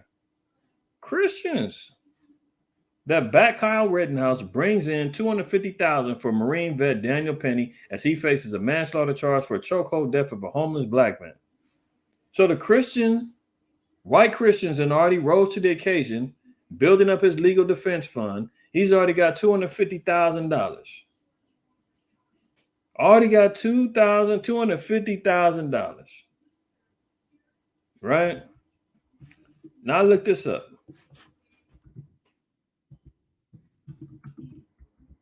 This is just unreal. His mama's making a GoFundMe for him, right? He got $77,000. White Christians and already rose to the occasion, gave $250,000 for this white boy, man, to support him in the killing of a black man, homeless black man at that. And brother can only get $77,000. They got to go to $75,000, so they're about to reach their goal. Matter of fact, when I looked this up earlier this morning, it was at like $63,000, $68,000, something like that. So he didn't got some more money today. But look, you see the justice. Here you go, right here. I mean, he used to perform on the train, man. Everybody knew the cat, man. He homeless. There they go. White folks rise to the occasion, man, and reward this Edomite man for killing the Jake in the name of the church, Christian church, Christian Give, Send, Go. His legal fund got $250,000 already. Go figure. Let's look at some more corruption, man. The slow Biden criminal cartel is still at it. Something to hide. FBI refuses to hand over a document that Republicans claim proves Biden was involved in a illegal bribery scheme with a foreign national. They can't even, they're getting ready to subpoena and get the damn FBI, head of the FBI to give up the information. This is how deep slow Biden's, criminal activities go. He got the FBI man holding out on documents. What's the hide?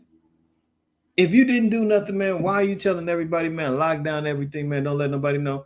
Then you got to go back and question the damn confidential documents that he had at the crib, his son's illegal deal, all of this stuff. They just trying to ride this thing out, man, until 2024, man, so they can just get him up out of here. I mean, what good is it going to do, man, to impeach him and get rid of him now? Shit, he's almost done with his term. He got a little bit more than a year left. They can drag this along until he gets up out of there.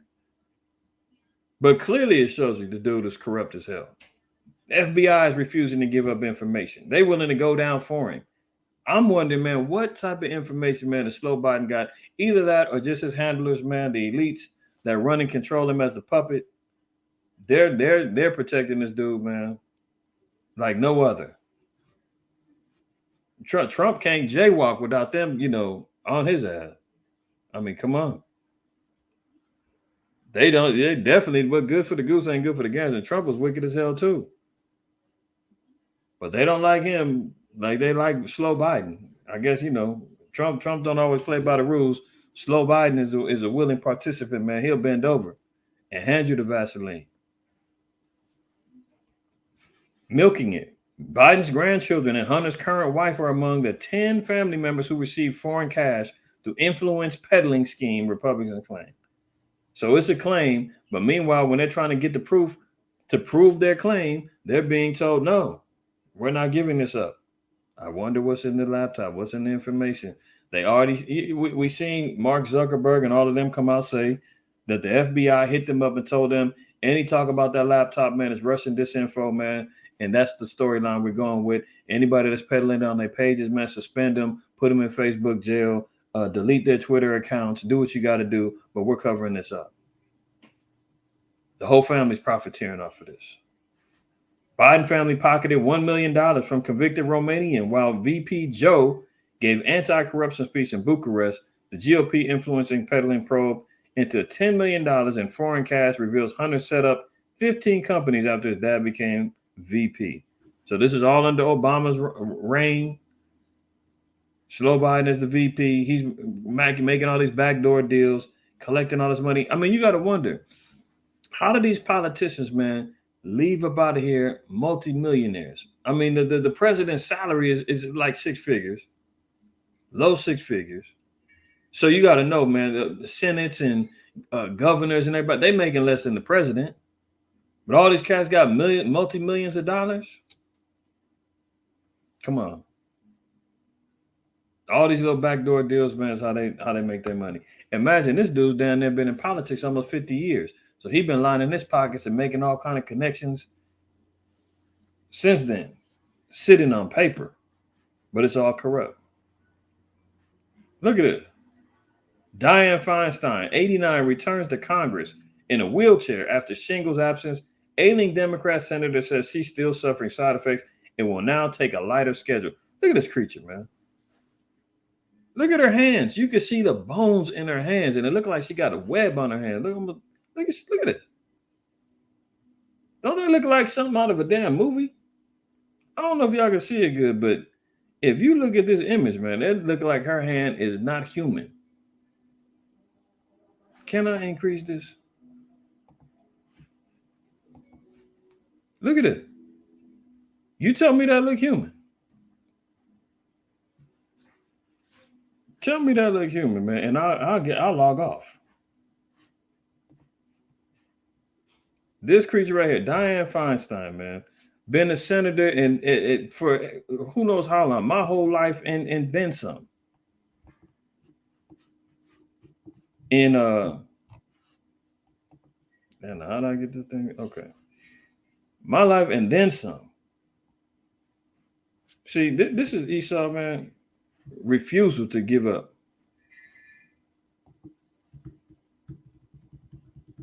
Oh no, why is my thing free?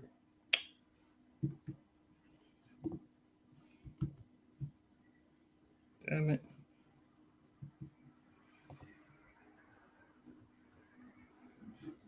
I don't know, let's see, come on now.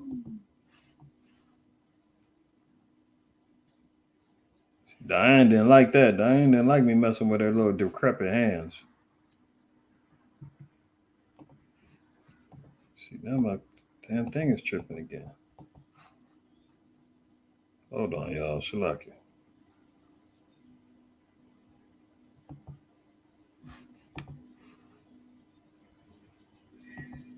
Well, anyway, I'm going to just leave it at that. But anyway, I was thinking of this precept in Jeremiah 5 and talk about them being you know what? Let me read it. Since my computer's tripping, I'm just going to read it. Y'all can go to it. Jeremiah 5 and verse. Jeremiah 5 and 15. It says, "Lo, I will bring a nation upon you from far, O house of Israel, saith the Lord. It is a mighty nation, it is an ancient nation, a nation whose language thou knowest not, neither understandest what they say." So this is one of the curses that we know that came upon us. Whether it was in Babylon, whether it was in America, it said this is the ancient nation, man. This is the legacy that the so-called white man lays up. They refuse to let go of power even in their ancient days, ancient ages. She 89, about to be 90, decrepit, just got laid down with shingles, and she still says, man, I'm not relinquishing my seat. Roll me into the damn office, roll me into the meetings. She can barely see, hand look like a damn creature, and here she is talking about, I'm not done yet. Look at Slow Biden, man. The dude said he's gonna run in 2024. And we see how bad in shape he is. But that's ancient nation, man. Esau will not give up. They're not letting go. Secret White House team tackles drug shortages and quality woes. So, you know, we're seeing the dispelling of the drug shortages that's happening here. I mean, Isaiah, I believe, is in 48. It tells you about the Babylon is running out and doesn't have any balm anymore. The healing balm is gone. Here we go. It's because why? This place is getting hit with drug resistant gonorrhea and all kind of damn STD drugs getting hit. The antibiotic shortages is happening. Now they got to go out and tackle it because everybody needs drugs. I showed y'all the article said over 70% of Americans are on some sort of prescription drug. 70% on prescription drugs, and the rest is on illegals. Just put it that way. Damn near 100% of this place is on drugs, minus those who are drug free, which is probably a small percentage. Maybe 5% of us is drug free, if that. Even if you ain't doing illegals, you might be on some heart medication, you might be a diabetic, who knows? So the percentages might be, worse than what I'm saying and what the article is saying. Now to the point to where America can't even keep up with the drugs. They can't get them no more. Why is this thing tripping like this? Hold on. All right, let's continue. Louisiana's largest hospital system lays off 800 staffers as Biden cuts funding to facilities at the end of the pandemic. So now 800 staffers get laid off at Louisiana's largest hospital. Once the pandemic is over, man, you done went to and rushed to the urgent cares, to the ERs, risked your life, masked and gloved up, got poked up in the whole nine, and now that the quote unquote pandemic is over, you're not needed anymore. You can go ahead on. See, that's how America plays. Let me see what's going on with this thing, man.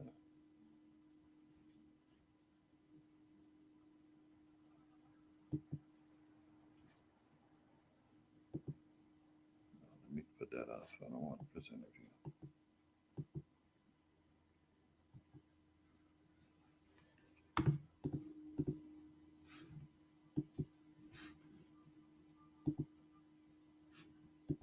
My bad, y'all. Satan, man, that came up in here, man, and somehow messed with my damn presentation. What's going on?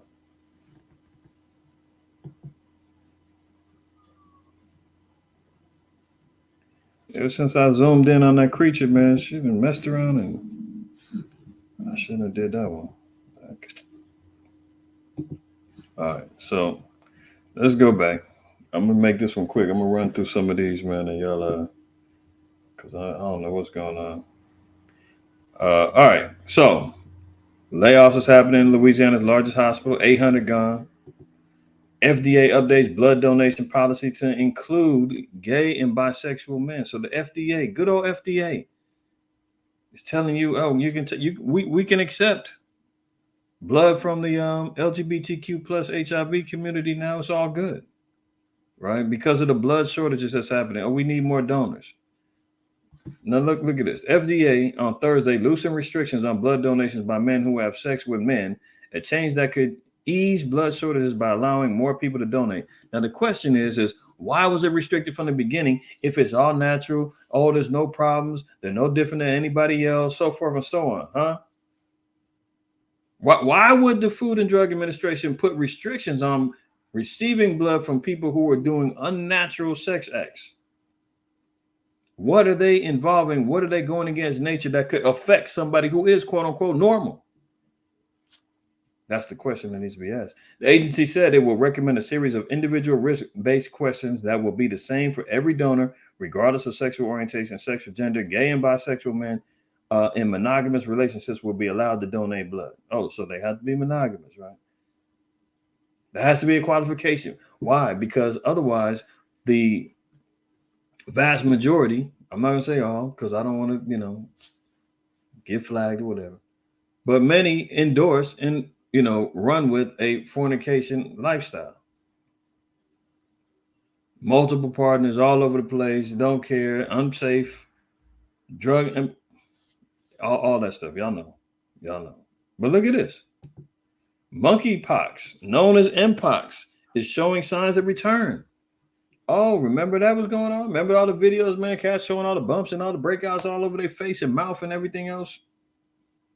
It's time for gay and bisexual men to pay attention to Mpox, formerly known as monkeypox again. Why is it only talking about these cats? Why? Because this disease only affects those who are doing things unnatural, doing things that goes against nature. See, this thing is wilding out, man. It's freezing up on me. I think that's what it is. I think it's because my thing froze up. Someone froze my computer, but that's okay. That's all right. So if we know Romans, let's go to Romans 1. That's why we got the hard copy on deck. That's why we got the hard copy on deck. So now here we got monkeypox, a danger to those that are out there living a lifestyle that they're saying, oh, you guys just hate us because of who we are. No, we don't hate you. Your actions and how you living, yeah, the Most High does. The Most High says straighten up, repent, leave that alone. Why? Because here you got a whole disease that's geared towards the interactions between that community. Romans 1:23 says, and change the truth. You know what? Read 24 and 25. Wherefore the Most High also gave them up to uncleanness through the lust of their own hearts, to dishonor their own bodies between themselves, who changed the truth of the Most High into a lie, and worship and serve the creature and more than the Creator, who is blessed forever. For this cause the Most High gave them up unto vile affections, for even their women did change their natural use into that which is against nature. And likewise also the men, leaving the natural use of the woman, burned in their lust toward another, men with men, working that which is unseemly, and receiving in themselves that recompense of their error, which was meat. So they're receiving the recompense of their error through this particular disease. This lets you know that that's not natural. You're not supposed to be doing that, because what? It genders up various new diseases that wouldn't be here if you wasn't doing them things. That's the message from the public health authorities, not IQ. That's the message from the public health authorities and the LGBT health providers, as cases rise in some countries in small clusters and infections in inoculated people, which have been detected in Chicago and France. So think about that. Oh, hold on. The WHO on May 11th said Mpox no longer presents a public health emergency of international concern because global cases have declined and countries are better equipped to respond. But that doesn't mean the threat is eliminated. Last year's Mpox outbreak started in the spring, driven in part by festivals, pride events, and other celebrations. Are those things slowing down? Was it just last year that all these things are going on? Or are they still doing them now? They're still going on right now. So-called Pride Month is next month. Watch them turn up. And you tell me those things is over with. Other celebrations popular among gay men where attendees are traveling and having sex with new partners. All right, let's move on.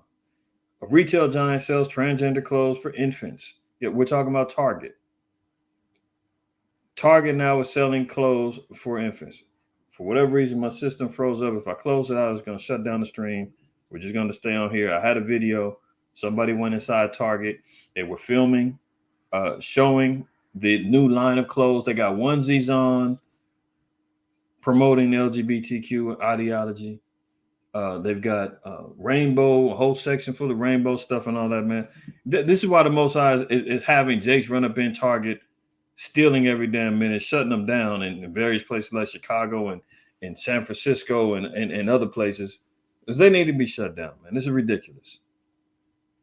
This is why people out there protest. I mean, it's even sodomites out there saying, listen, I'm gay. I can't even say that. Somebody going to clip that and say, look what he said. He's, you know how these maniacs do nowadays, man. Can't say nothing. People that support or live that lifestyle or whatever, they say they don't even support this folly. Because they like, look, this is how I'm living, but how in the heck And why the heck are they targeting kids? The kids is off limits. And here they are for the infants now. They saying that this is for the infants who haven't made a mature decision yet.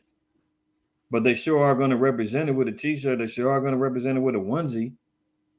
That the parents are out there getting seduced into, promote. It's unreal, man. Retail giant Target has a new line of pro LGBTQ clothing for children, even for infants, the report explained. In case you know, your 6-month-old makes the mature decision to become transgender. To become. Not that they was born that way. To become. Okay, let's move on. I mean, it's just disgusting. That was a Twitter. I was about to play that video. I can't get on it. Anyway.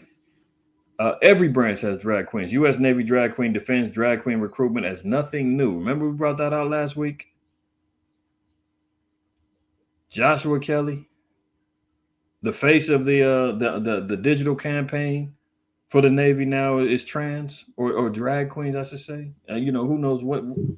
They got so many damn acronyms and names, man. You don't know what's safe, what's to say. This dude's a drag queen. I guess you call him a tranny, man. He'll be offended. But he said, man, all of them got it. It's nothing new. Army, Navy, Air Force, Marines, they all got them. Every branch has drag queens, man. This is the new military of America. This is why they incorporate the spirit of Sodom even within their military. I mean, the rest of the nations are laughing their butt cheeks off. But ain't none of them going to do nothing. None of them going to do nothing to America. This place is reserved for judgment. But he said all of them got it going on, man. Right? It says in the wake of the controversy over his appointment as a digital ambassador for the U.S. Navy, Kelly, who performs under the drag queen name Harvey Daniels, said, "I'm more than just a drag queen. I have records of awards and accomplishments." Whatever. But hey, all of them got drag queens up in there, man. So he got a whole network of friends, I'm sure, that's either in the closet or they out, but they're all over the place, man. Look at how far the debauchery of America has gone, man. What does human meat taste like? Scientists reveal the unique flavor of our flesh as an influencer admits to eating part of her own knee in a spaghetti bolognese. Influencer Paula Gonu ate her meniscus after having it removed during surgery. Oh, so trendy. An influencer committing acts of cannibalism on these particular platforms, and there's no restrictions. There's no suspensions. There's no flags. I mean, god dang, man, I can't speak on nothing as it pertains to exposing truths without getting, under a microscope and getting a flag. But Esau can go out here and commit acts of cannibalism live on their own damn channels, and it's fine. How does that add up, man? So now the question is about what's human meat taste like? Well, let's go back to the spirit of the class that I uploaded last week in regards to the food and everything else that's going on. That's the next level. You can talk about the bugs and the mealworms and everything else, man. They're trying to figure out how can they, incorporate cannibalism into the mix.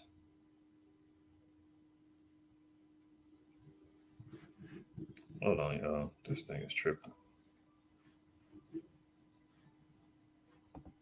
Couple more, we're going to close it out. FDA, our good friends at the FDA, there they go again. People can eat these gene-edited pigs. So all praise to the Most High, man, that we have a law that restricts us from eating this stuff, man. But for the pork and swine-loving Jake, you're going to be eating FDA-approved gene-edited fake Frankenfood swine that's going to kill you even faster than it's already designed to do, the natural one. Now they're figuring out how can they start ramping up gene-edited pigs. United States Food Drug Administration has authorized gene-edited pig entrance into the food chain for human consumption as German-style sausages. Gene editing can make changes in the organism's DNA that could occur in nature or through selective breeding, but could take much longer without a tool like CRISPR. CRISPR is a gene editing technology. Through the CRISPR, man, they got designer babies. They got all kind of stuff, man. They're all messing around with DNA. They all playing God, utilizing this particular technology. So here comes the new breed of swine Gene-edited pigs is coming to the tables of these damn Negroes and Hispanics, man, unless you repent and leave up off of that damn diet, because they're going to kill you one way or the other. Holy moly, rocked by a sex abuse scandal, America's biggest Protestant church shed 500,000 members last year, the Southern Baptist biggest loss in a century. All praises if some of those that live up out of there was some Negroes, man, that finally learned that they was getting whipped with the whip of white Christianity. But the fall of the church is continuing. 500,000 they lost, man. Sex abuse scandal. There's always something going on behind closed doors, whether it's a Catholic church, a Protestant church, they all got some folly happening, man. So the fall of the church is happening. This is why the awakening of our people is so prominent right now.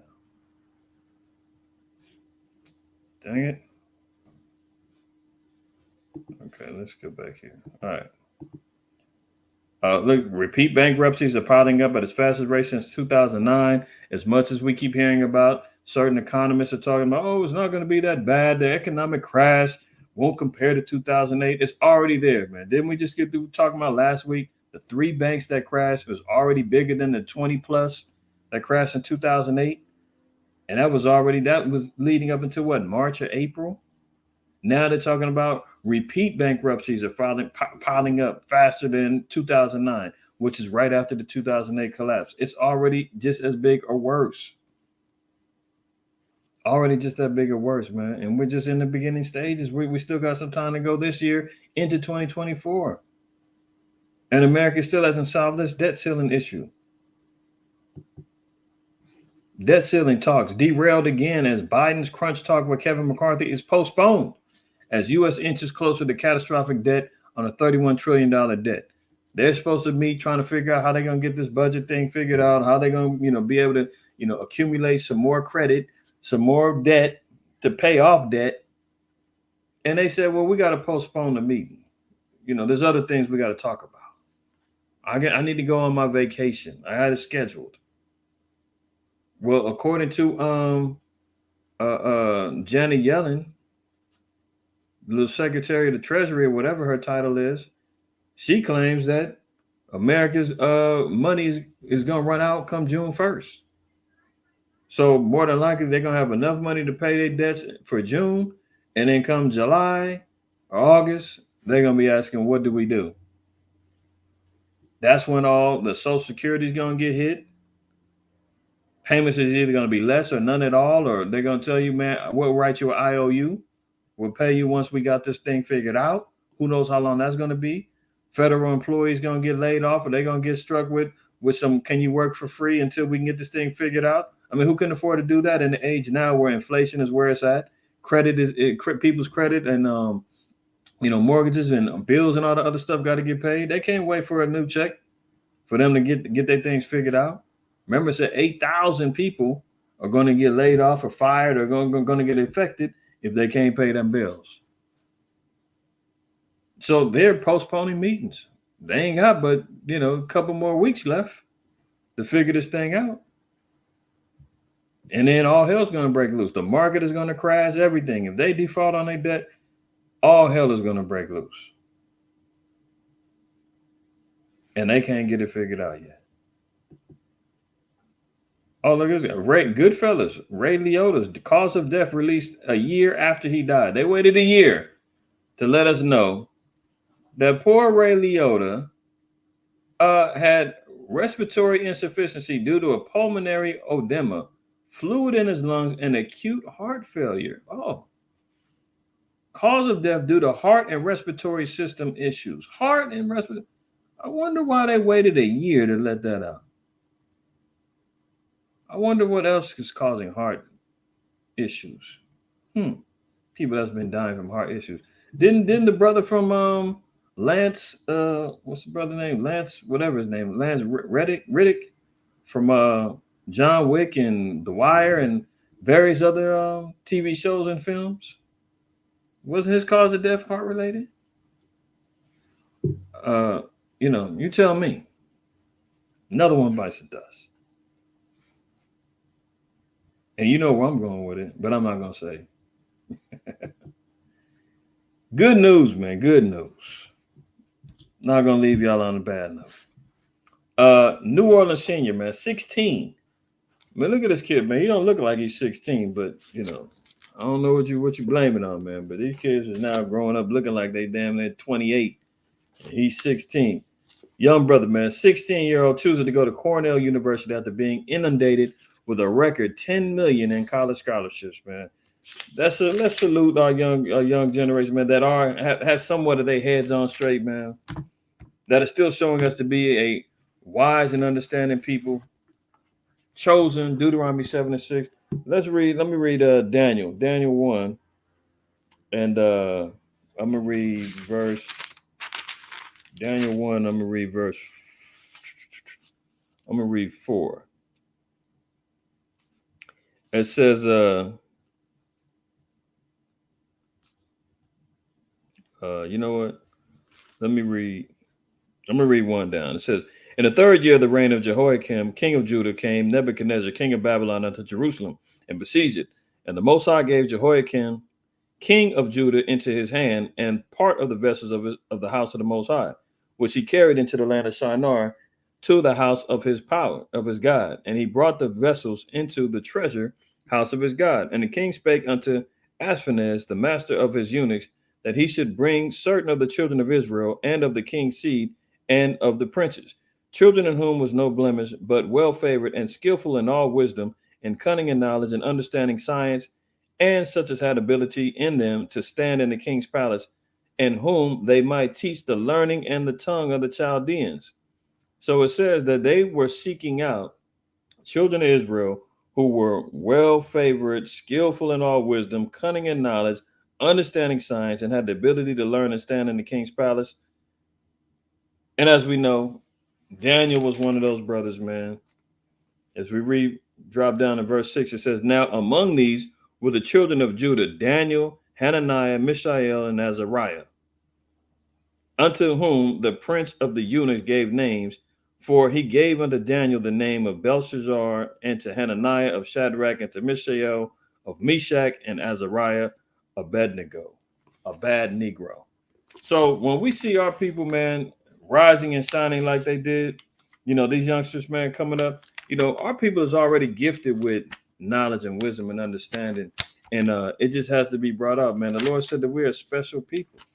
You know, this is the only place, man, when our people start grasping and learning, man. In my years in the truth, I've known brothers to be literate, not being able to read right, and just through the will, sheer desire to learn the truth of the Most High, man. Brothers, you know, sat with them, tutored them, help brothers learn with reading, pronunciation of words, so forth and so on, man. Brothers becoming great readers and teachers. You know, you get brothers that's off the streets, maybe dropped out of high school, dropped out of middle school, coming in, learning to be scholarly out of the word of the Lord, man, learning how to research, learning more about history, learning how to teach. It's already within us. Just need the motivation to bring it out. And now we see how our people, even these youth, man, coming out. Let's read this in Acts 7. Acts 7:22 says, and Moses was learned in all the wisdom of the Egyptians, and was mighty in the words and in his deeds. So when we come in and we commit ourselves to learning, the Most High said, man, should we become greater and better than all the other nations, man? And this is at our worst state. This is in a cursed condition. This brother got $10 million worth of scholarships on the table. And guess who? All of them wanted him. All of them were trying to recruit him, just like Daniel. And he chooses Cornell, you know, what they call them, Ivy League schools, where they supposedly excel in education. He wants to further himself. Dennis Malik Barnes said he was honored to be going to an Ivy League school. Barnes applied for almost 200 schools and received offers from 186 of them.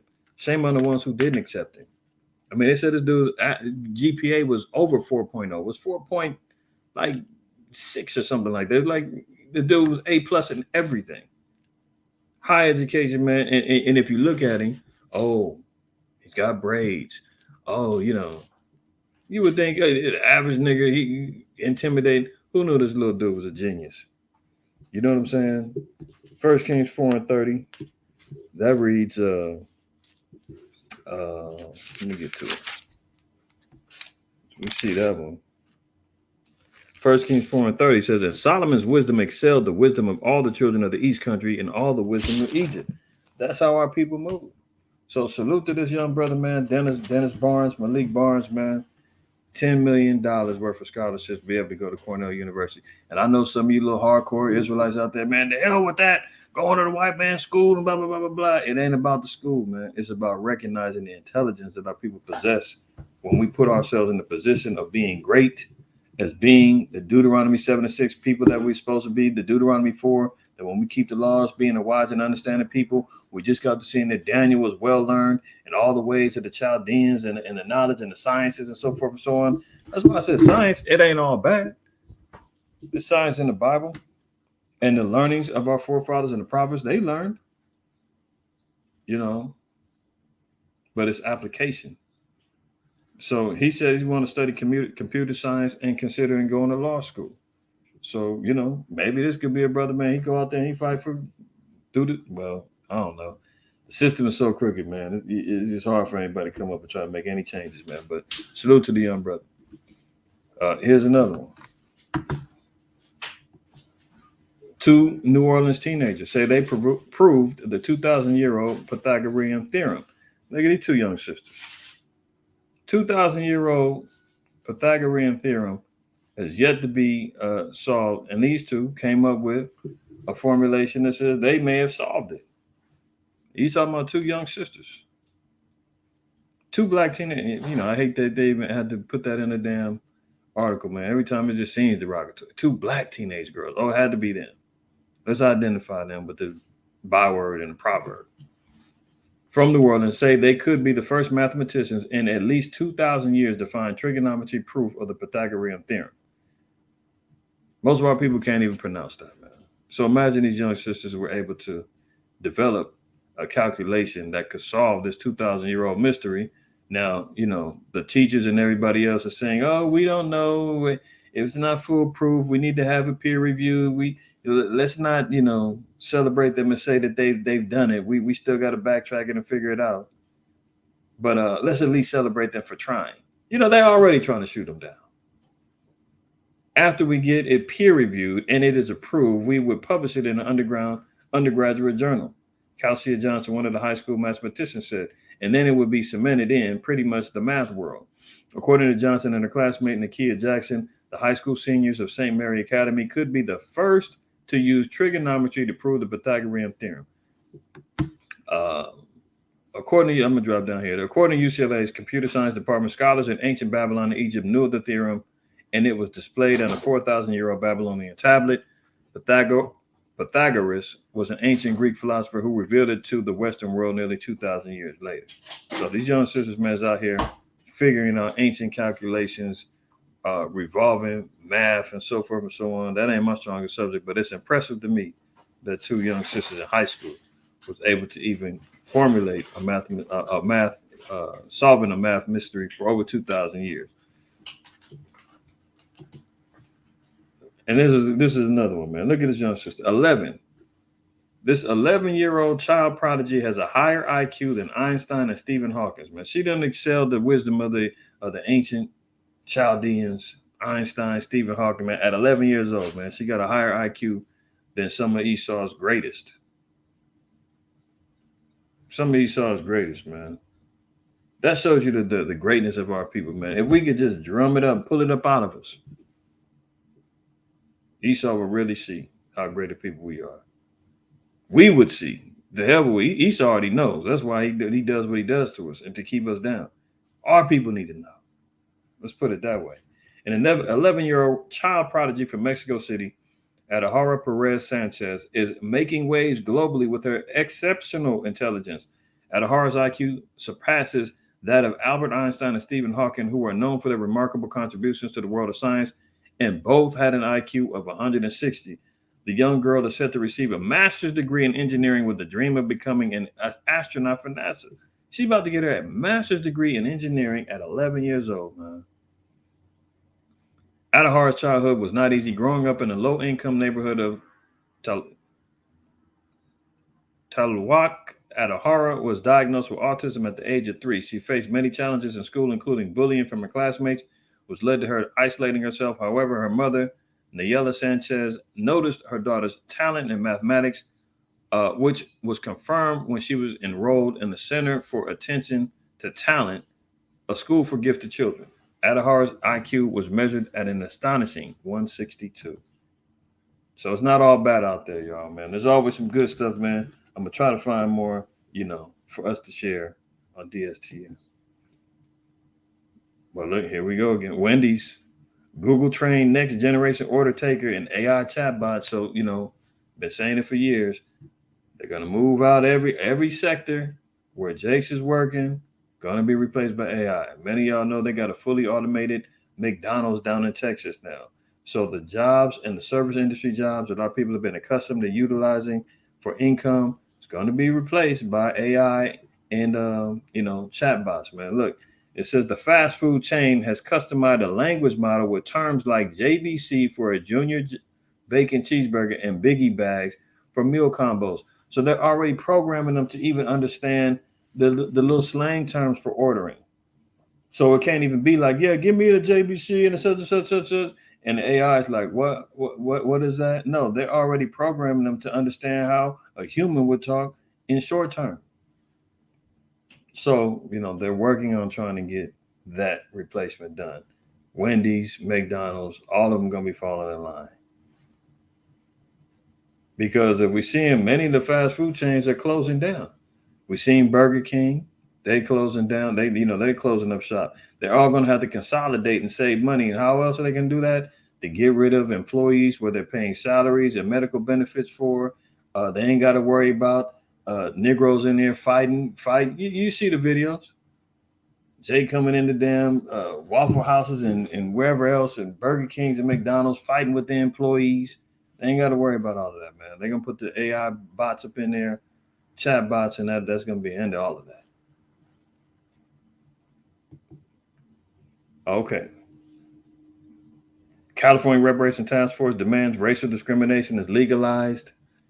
Panel wants state constitution so it can amend, so it can discriminate against other races and hand up to $1.2 million to Black residents. I mean, this is becoming even more and more of a joke. First, they said we need $800 billion. We want $1.2 million for every Black person in California.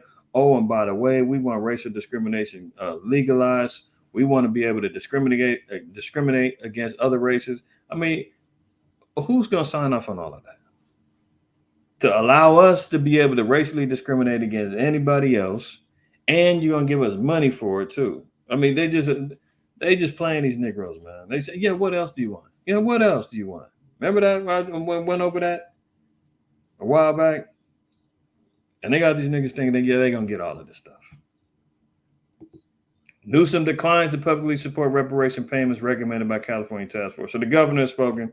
He said, I'm not dealing with that.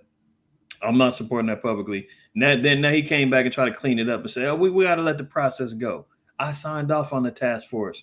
I'm willing to hear the reparations talk. But this is the first thing that came out. They asked him about. He said, no comment. I'm not entertaining it. Then when the headlines start coming out saying, oh, the governor declines the comment and he's turning down reparations. Now to save face, he runs back and says, I didn't say that. Hey, I signed off on the task force. I'm all with it, but we got to let the task force do their job and blah, blah, blah, blah, blah, and look at the figures. And I mean, California's already $1 trillion in debt, man. They ain't no money for this. Let's knock it off.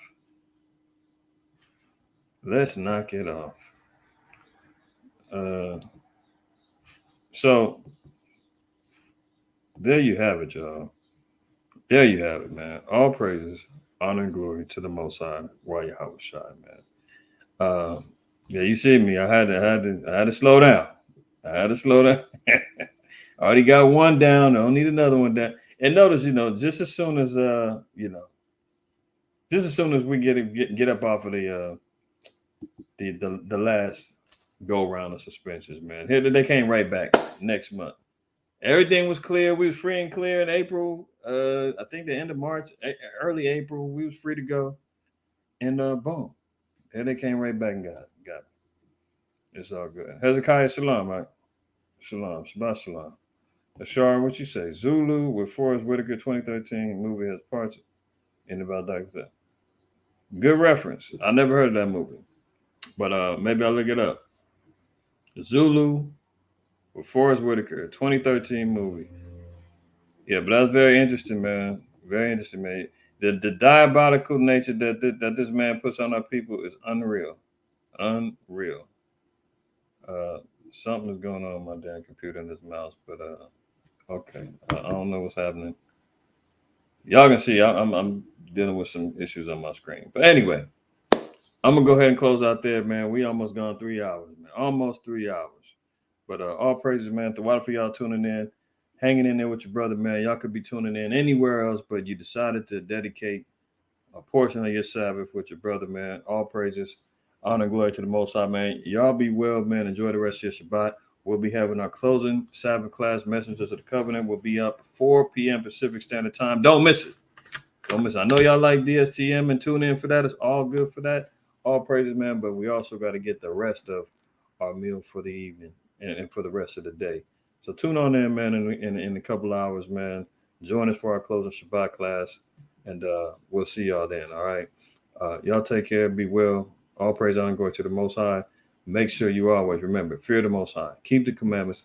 But lastly, don't switch your